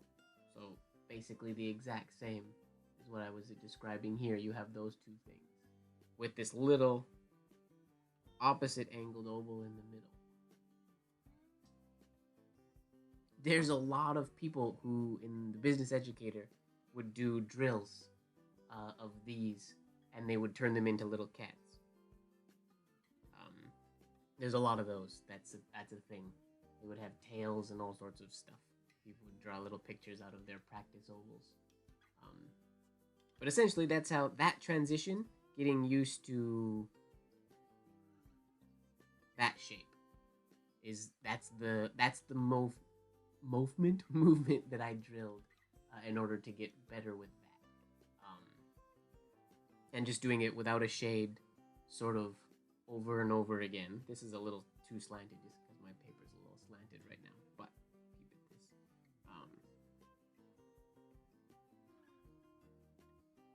Doing that over and over again to get used to that little oval. Sometimes that little oval will end up here. Sometimes that little oval will get too big. Sometimes it ends up being just almost like a little point. The goal is to have it, my goal anyway, is to have it just be basically what we have on Elysium, that tiny little oval that fits right there. In a perfect world, the entry stroke would thread that little circle perfectly. Instead of going at the meeting point, it would be a little to the right, so it would be in the middle.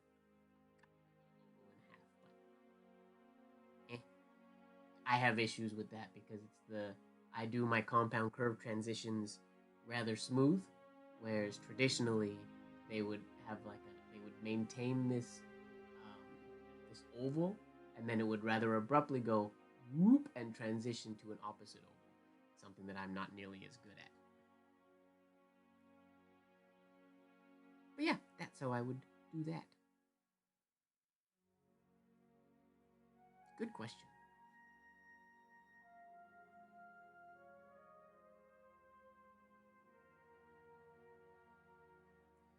I want to work on this ending stroke.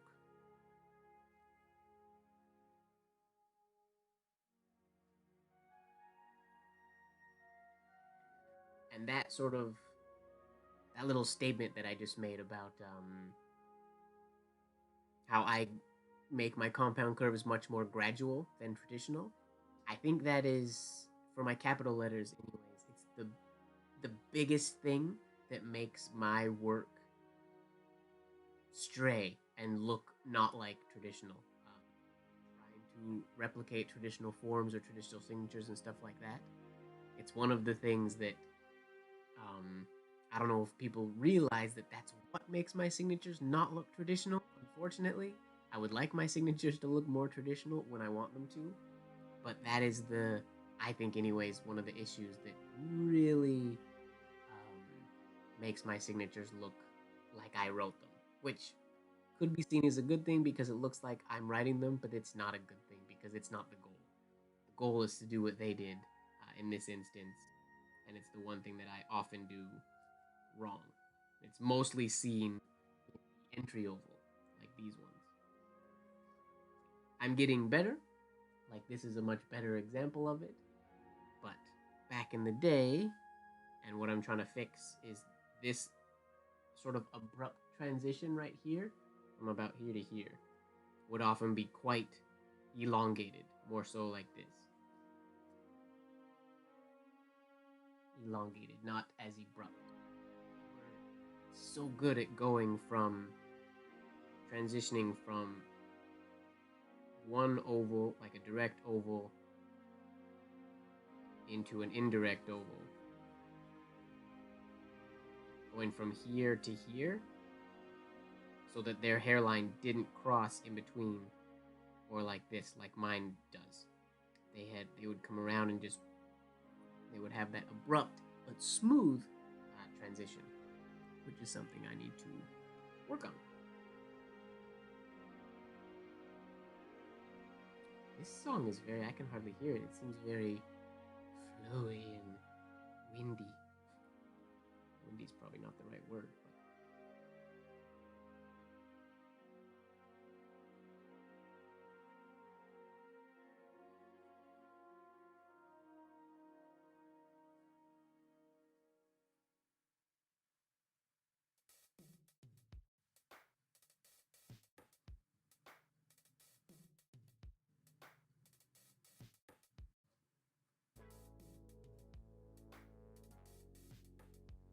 movement feels good without a shade, so we should just be able to add a shade in there. That's when it all falls apart. Kind of like your E better. The way mine looks like a G. How do you make your E look like a G?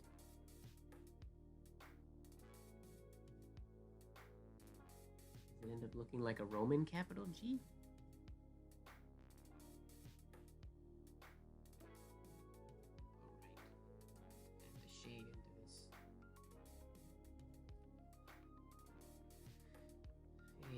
Goal. Shade happens so fast. It's like in a fraction of a second. And I ended up putting it too soon or too late.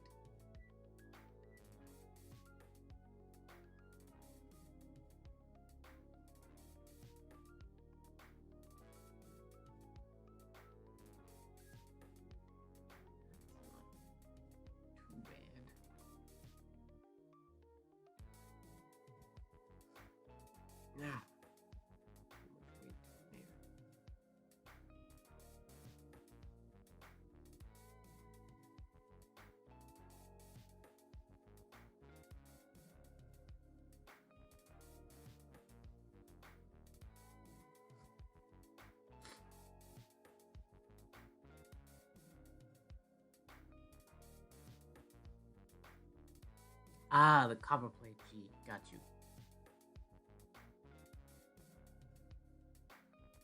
So this then, if you, when you wrote it says Glycium? Glycium. It's a chemical. Maybe it's a chemical? I don't think it's a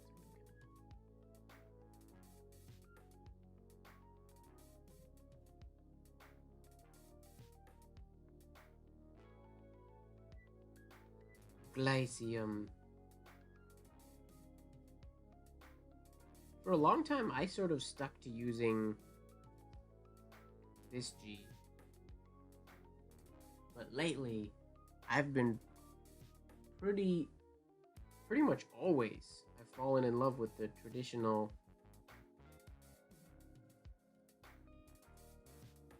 that one. And it's one of the letters, one of those rounded forms that usually comes out of the pen pretty good. The only thing I mess up sometimes is making this inside oval too long, or this exit oval gets a wonky shape. The same thing that happens with the when I do the capital S. That looks like your E. Your E's. So basically, when you're writing, you just have to write Glycium or Glycium, and then when you write things like gratitude, you just have to write Eratitude. Ooh, that sounds like somebody's got a radical attitude. Yo, man, you got Eratitude. Eratitude. You guys watch that movie, Eratitude? Sorry, I'll be quiet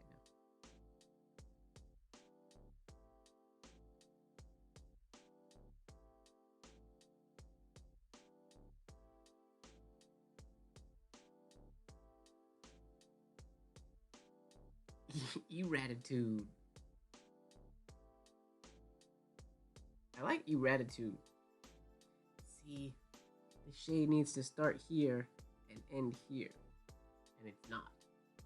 Well, technically, because of this oval, this whole thing needs to move this way.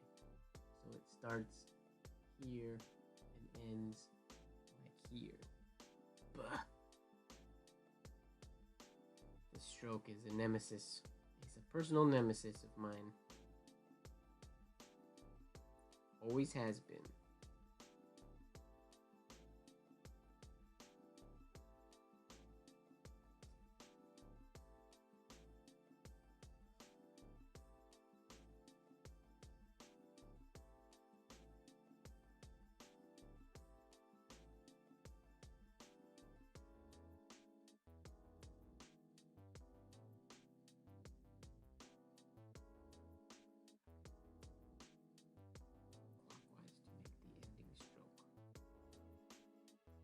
Oh, on the E? Rotation. If writing slowly, rotation is sort of required. Nemesis means enemy, basically. Oh.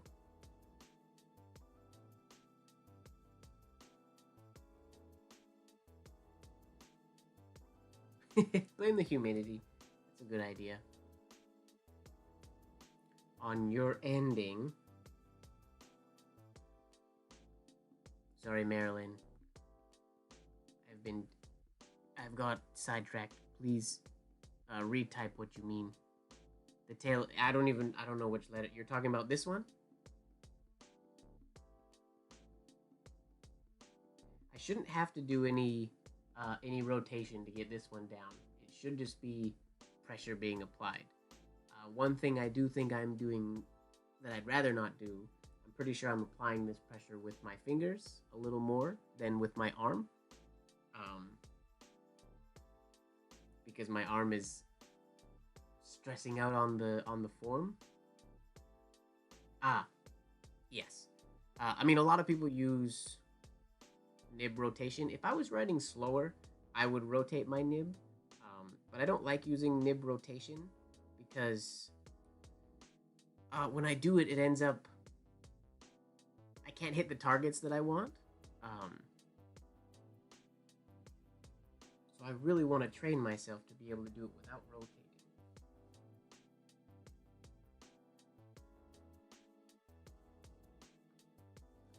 Because the angle that the nib is at, it should be able to without any rotation. Going slowly,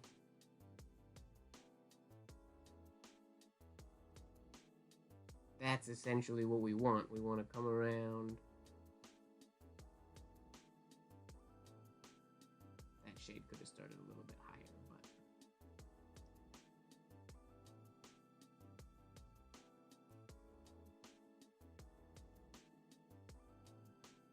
that one's too high. The problem with I'm too picky with where I want that shade to be. A millimeter or two to the left or the right makes it look wrong.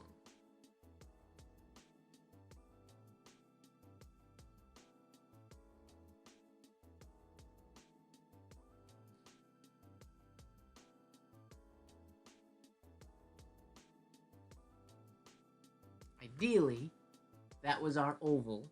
It should be a little to the left, but ideally, this shade would come out from this topmost point and this lowest point, and this would be our middle point, so that would be the thickest point.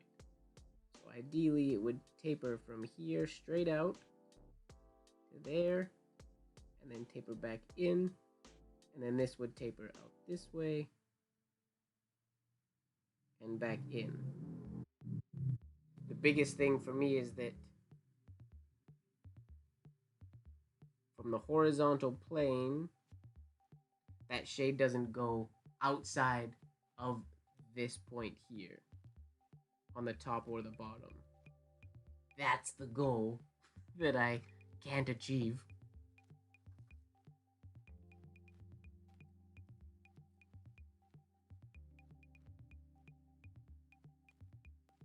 Principal enemy, main favorite enemy? I mean, maybe somebody can have a favorite enemy. I wonder if Batman has a Joker's Batman's favorite enemy. Arch nemesis. He has a lot of enemies. Or maybe favorite if you were a superhero, maybe favorite just means like the enemy that is the easiest to beat. They're your favorite because they're easy or it's fun for you. I don't know. Are they even enemies then? I guess. 'Cause they're still, you have to stop them. So they're still an enemy to a degree.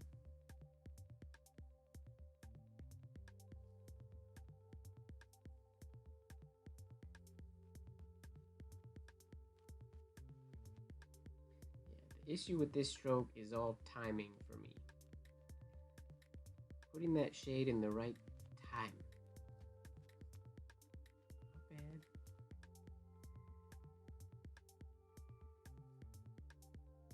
That also happens to me quite a lot, where you get this abrupt. And this is similar to the compound curve on the S. It's just my muscles freaking out and getting ready for that shade.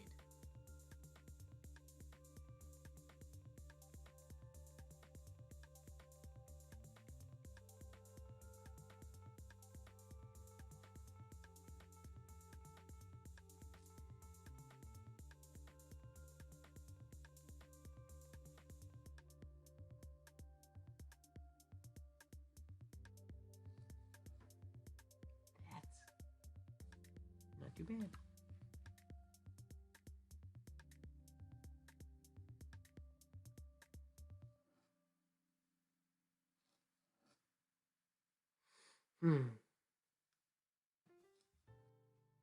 Whoa. Shades are way too low. This stroke is just impossible for me. It's like an ascender. I have to dedicate a lot of practice to it.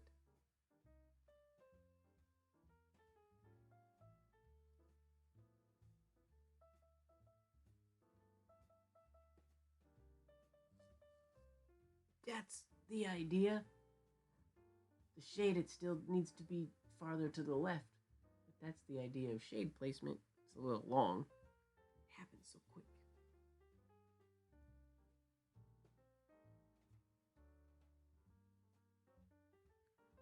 What if I dip deeper? You mean to make the shade, or like this part? I need to. This shape completely goes out of the window when I shade, unfortunately. And also, well, you can see the difference between these two. This first, what I'm practicing, has this nice implied oval into a compound curve. But then if we look here, that implied oval is way over here. And this compound curve is starting right here. And it's not coming nearly as low. Well, it's about this low, but yeah, just adding the shade wrecks everything. This is one of those I have to do and drill, and it's gonna be boring, so it's not something I would do a lot on a video, but I have to. That's what happens when I try to dip lower. Unfortunately, the whole thing goes to crud.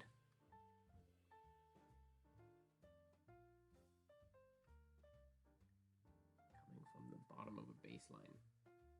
Right, so if we had like words in here,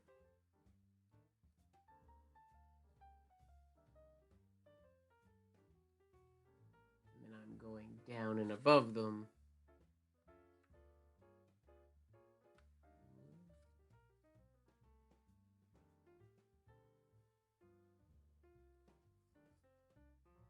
That's when, shape-wise, not too bad, other than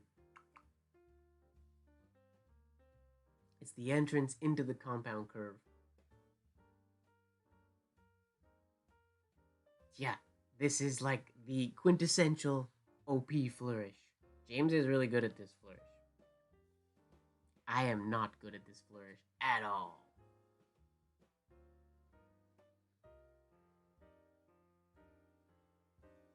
And I would love, if I once I get it, I will use it all the time because I love it. I use it in so many um, of my design signatures, or using in.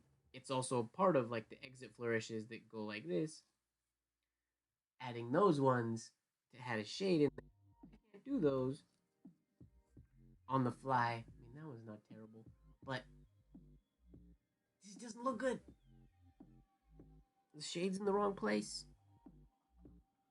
And if I go slower, my pen catches. And I get that sharp.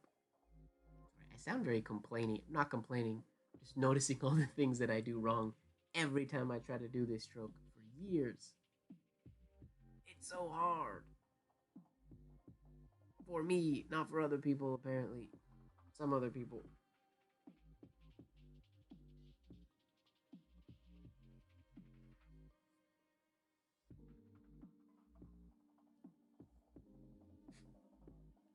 Go slow, everything gets shaky and out of control. What about whole arm? Can I do it better whole arm?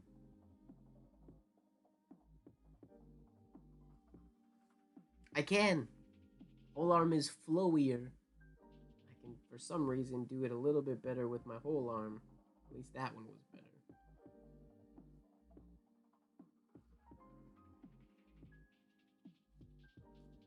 Whoa!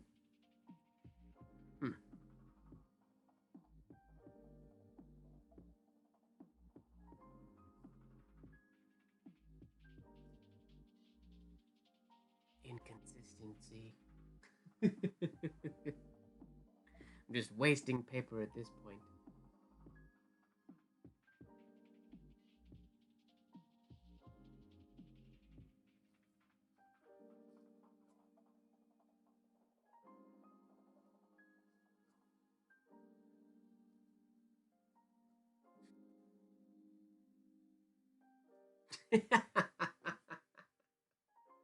That was fun. This size was great. That size was just silly.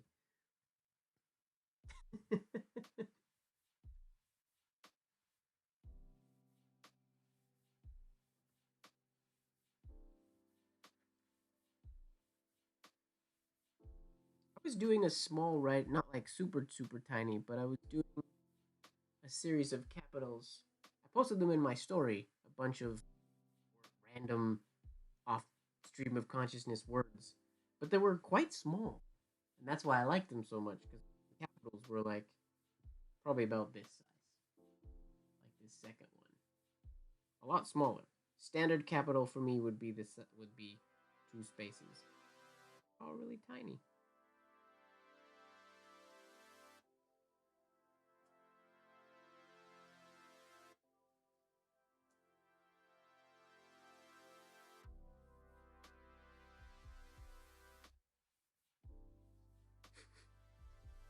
Goofy.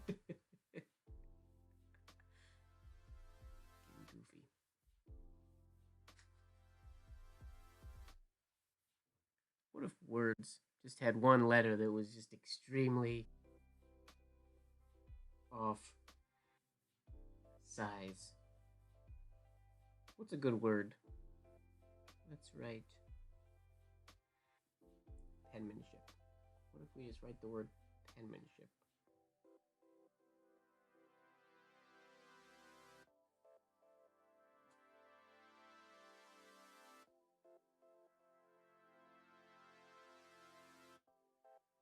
That's an ugly P. Let's try again.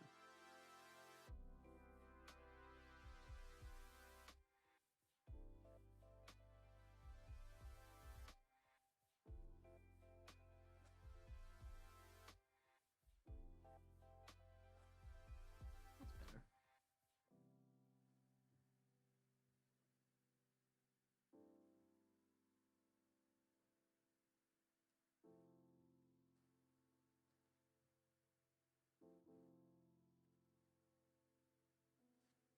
And then there's one letter.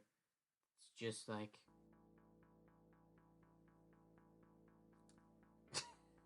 nib snap. Darn it. Worst possible time.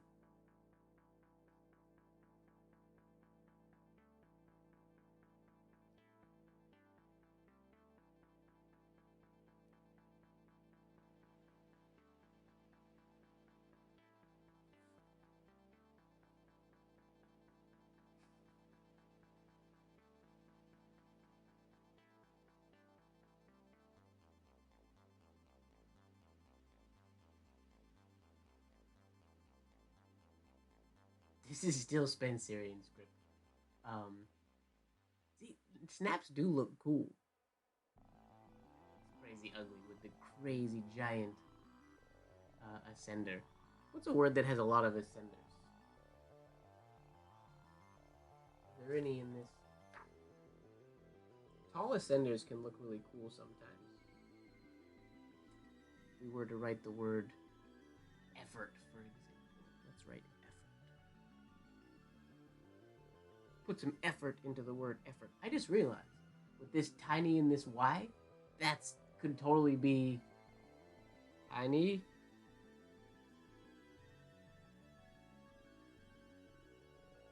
Tiny penmanship.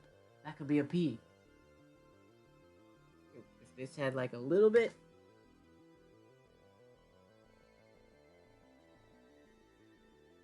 With an accent shade on it. Not a bad little ligature. Fulfilled. Oh my gosh, that one has a lot.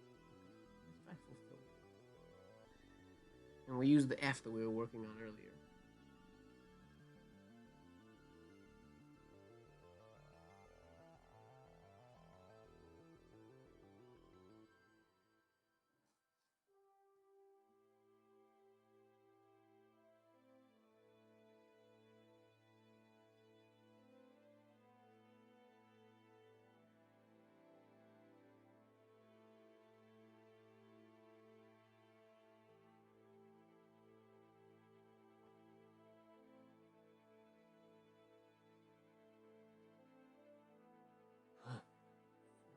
Out already.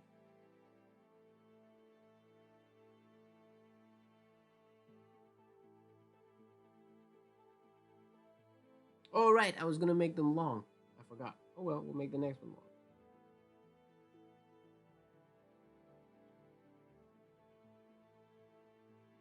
What if they just keep getting longer?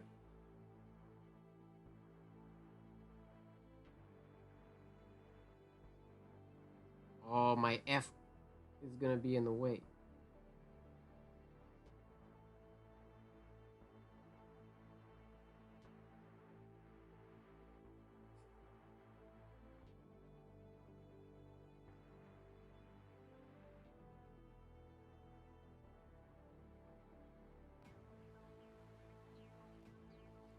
Darn it! Nib snap. Caught it before it snapped, but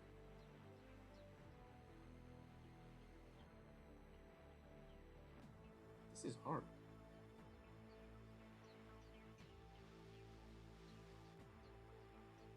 I'm definitely using hinge movement right now. It's bad. I should notice I'm bringing my elbow way out here to use the hinge.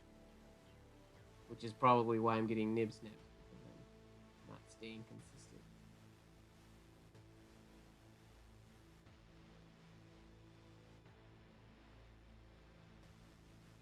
I messed up the shade on that last one. I made it too high, like a big letter. It's kind of neat. This is something that I feel like Courtney would do.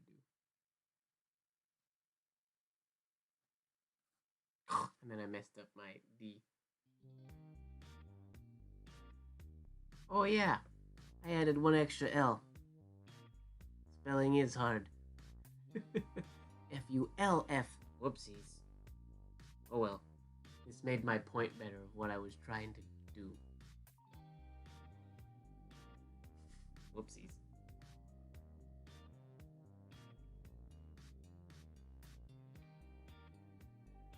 It would kind of look cool if they cascaded down as well. That would be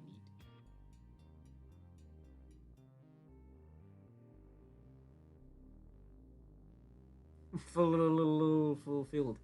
Whoopsies. I can't spell, okay? We all know that. Nothing new.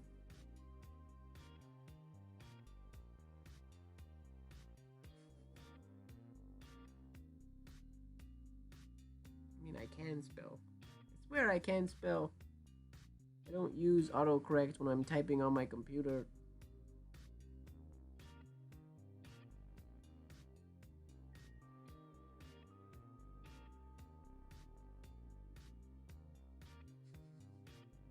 It's kind of neat.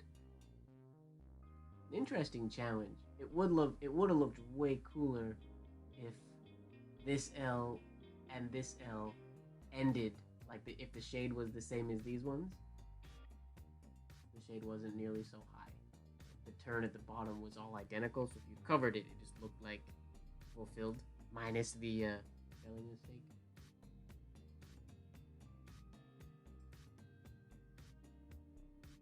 Spelling. Spelling is my ultimate nemesis.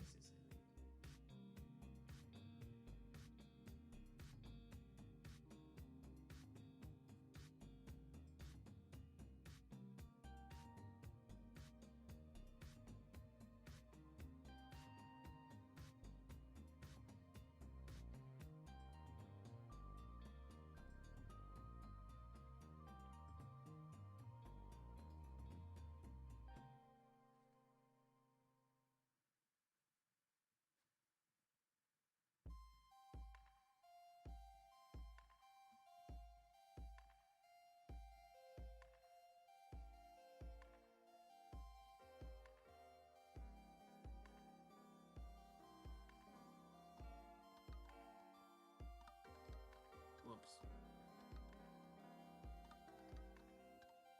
You gotta be like really accurate if you're gonna do them that long. Ooh, let's try to do the P.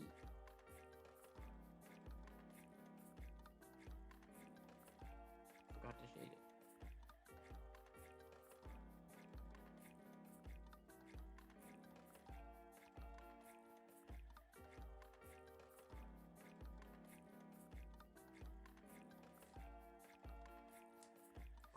Oh, that was a scary one. That was hardcore. I'm pretty sure my nib is definitely it's snapping way too much. It's for surely misaligned. This is gonna be my new nickname, guys. It's gonna be MRMG Ward, the spelling penman. Not because I make spelling proper, but because I make spelling up as I go. I spell things how I want to. I am the spelling penman. That's a really cool little connection, though. Anytime I have to write something that ends in a descender that starts on the next line, I'm gonna use that. That was a good snap. It a couple feet away. My computer mouse has ink on it from that one. Jeez.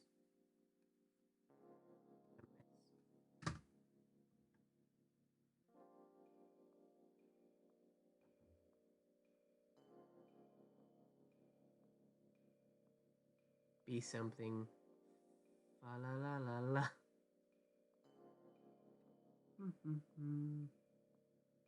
What? This doesn't even look. Oh yeah, totally is.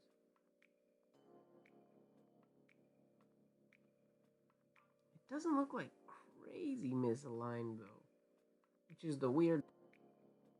It's just really sharp. And I was writing with Iron Gall with it for a couple days.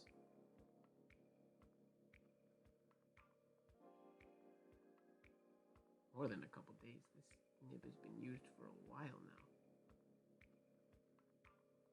This is an old Hunt 101. Not old as in vintage, but old as in probably a couple years old. It's different than the new ones I have. The new ones I have are all slightly misaligned right out of the gate. This one's really nicely aligned, and then I sharpened it.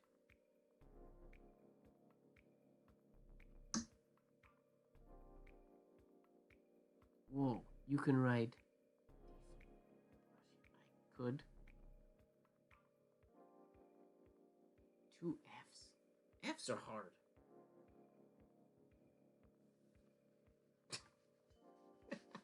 That is the moral of today's live is that penmanship is hard.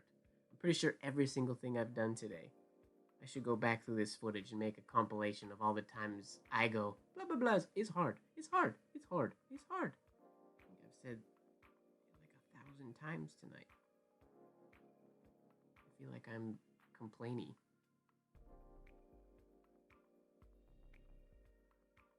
Do I imagine what it'll look like before I start? Yes, most of the time. Every once in a while, um, when I'm doing offhand signatures and whatnot, I will just wing it and see where my muscles sort of go and try to think as fast as I'm writing. But that's only because I'm really comfortable with the movement, and I'm not. It doesn't matter if the forms are perfect, so I'll just play.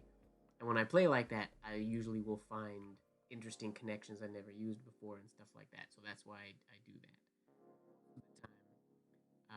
The form is pretty well structured when in my visualizing memory, in my mind,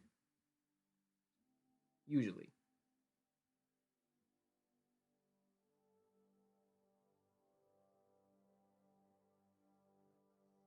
What's going on? Now my nib isn't writing at all. I might have wrecked it. Doesn't look messed up, but I might have broke it.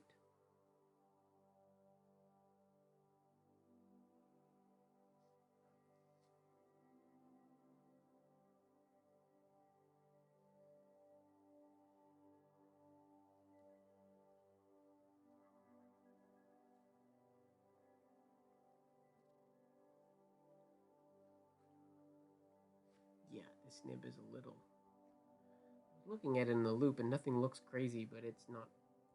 I mean, the hairlines are beautiful on the lowercase letters, but the capital letters with movement, there's hardly any ink going down.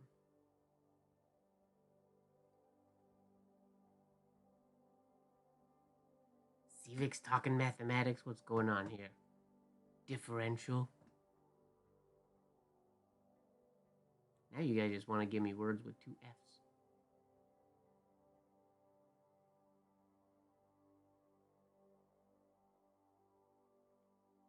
Yeah, there's a lot of.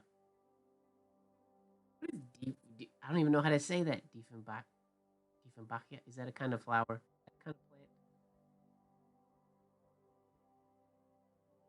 That would be a pretty word. Except for the fact that it starts with a D, and I can't write a nice D. What am I ignoring?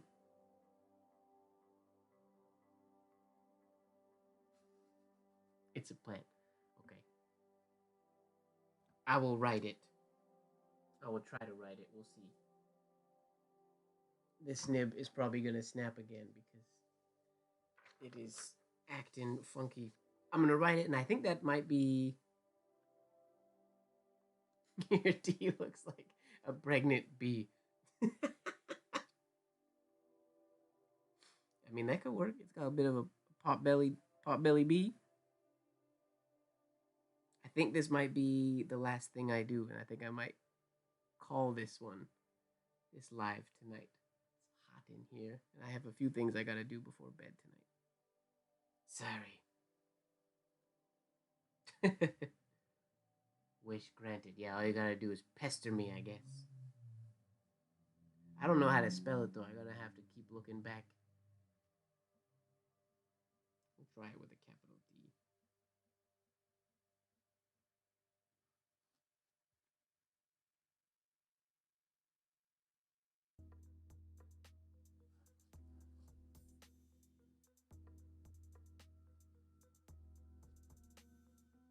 Yeah, my nib's not laying down a nice hairline anymore.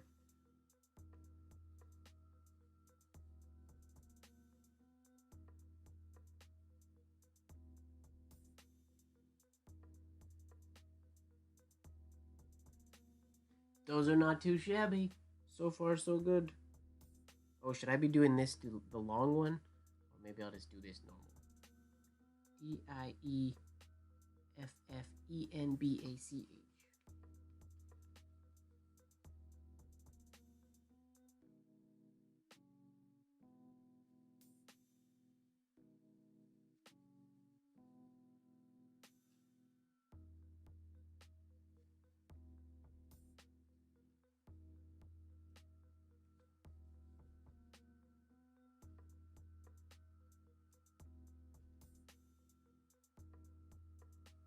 Chia. Did I do that right?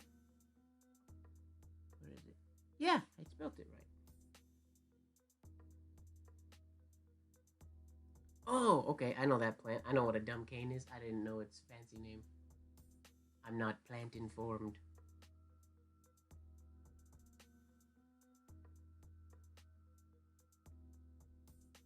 See, now this would be a perfect time that I would want to do. I'm going to ruin it, but I would want to do.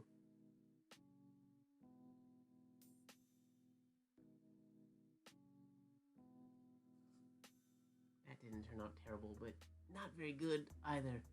I want one of those up there.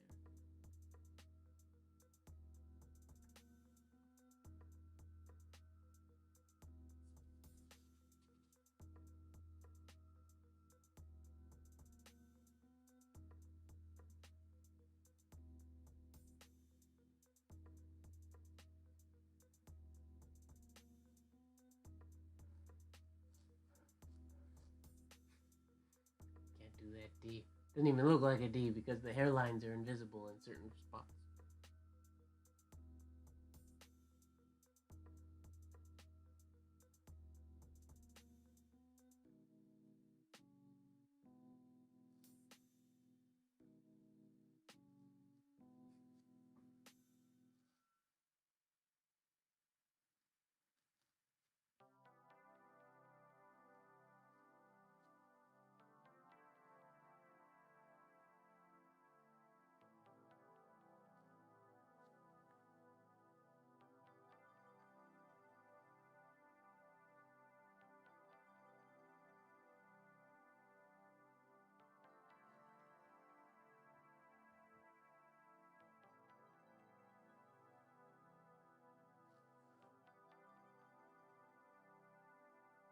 Hmm.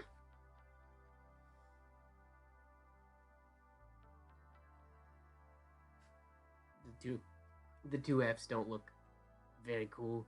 Looked cooler in my brain. I was trying to see if we can make it snazzy. These ascenders aren't too. That H ascender is really nice. The ascenders, when I do this, before it, they end up turning out relatively decent lately, which I'm very happy about.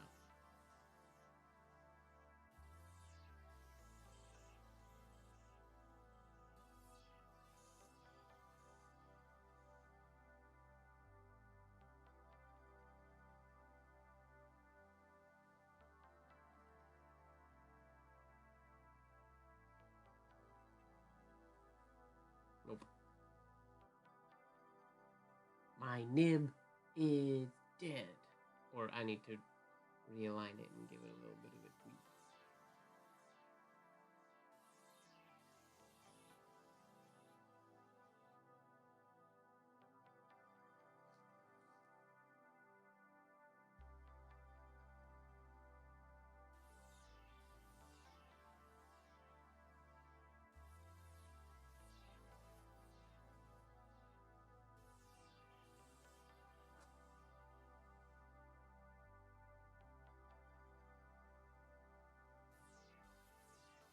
I didn't think this through.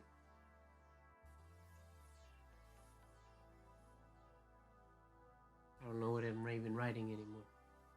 Dead.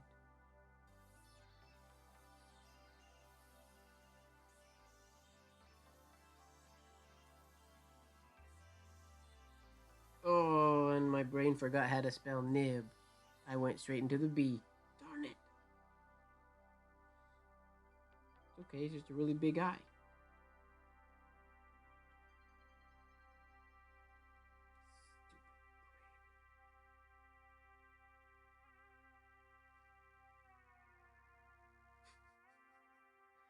Oi, oi, oi. And then this. That looks like a G.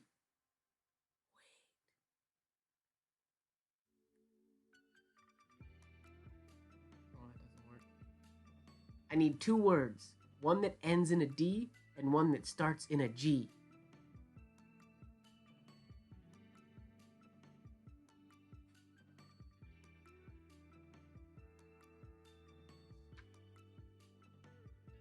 Because that toy looks like a G now that I look at it.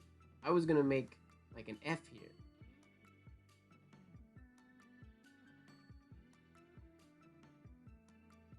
Grand. No, so I need a. Not one, I need two words. One word that ends, the first word has to end in a D, and the second word starts in a G. So I mean, we can use grand, but then I need another word that starts with a G.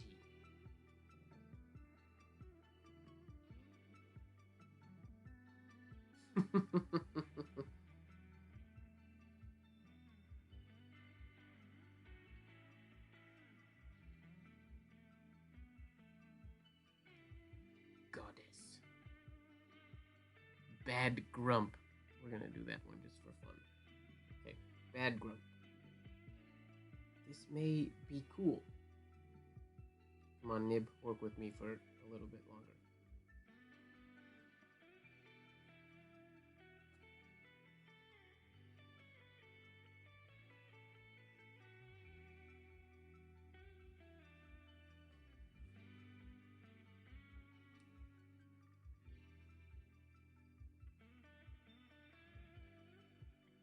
Okay, how to do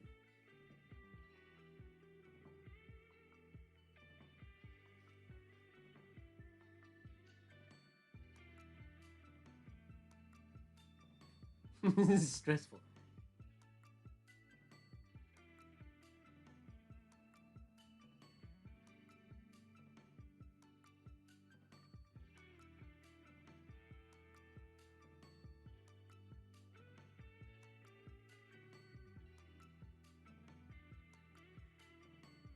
Bad grump. That's kind of a neat ligature.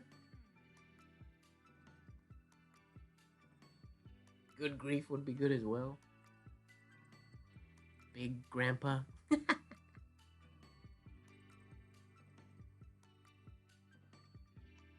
grief would be neat because there's 2 G's in it.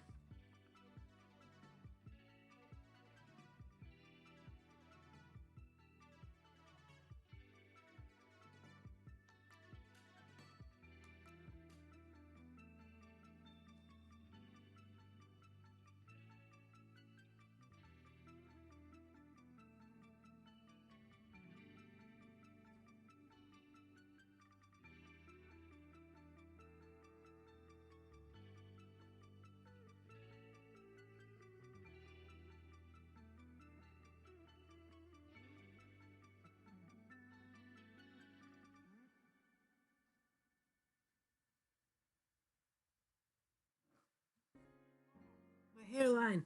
Darn it. Ugh.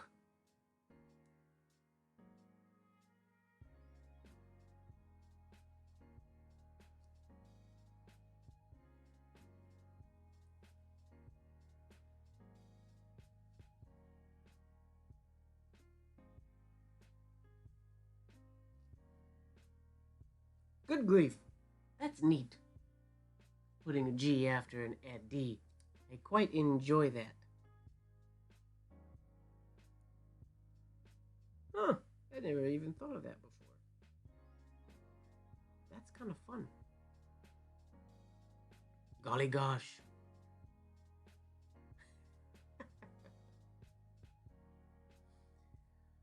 Alright, ladies and gentlemen, on that note, because my nib's acting up, we're going to end tonight's live. There is ink literally on my phone screen, which is recording my face right now.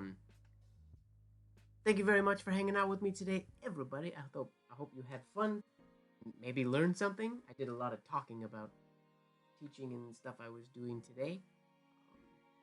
I discovered a few little revelations tonight about that F, and actually worked on a couple things, which was kind of cool. Ironed out some kinks in my capital H and L as well.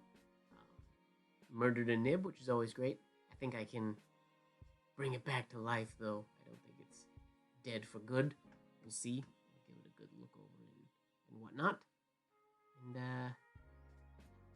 thank you very much, everybody. Again, I hope it was great. If you're not on the Discord, join the Discord. If you're on the Discord, I'll see you over there. The rest of you, I'll see you on Instagram or next week. Peace out, everybody. Have an awesome evening and stream.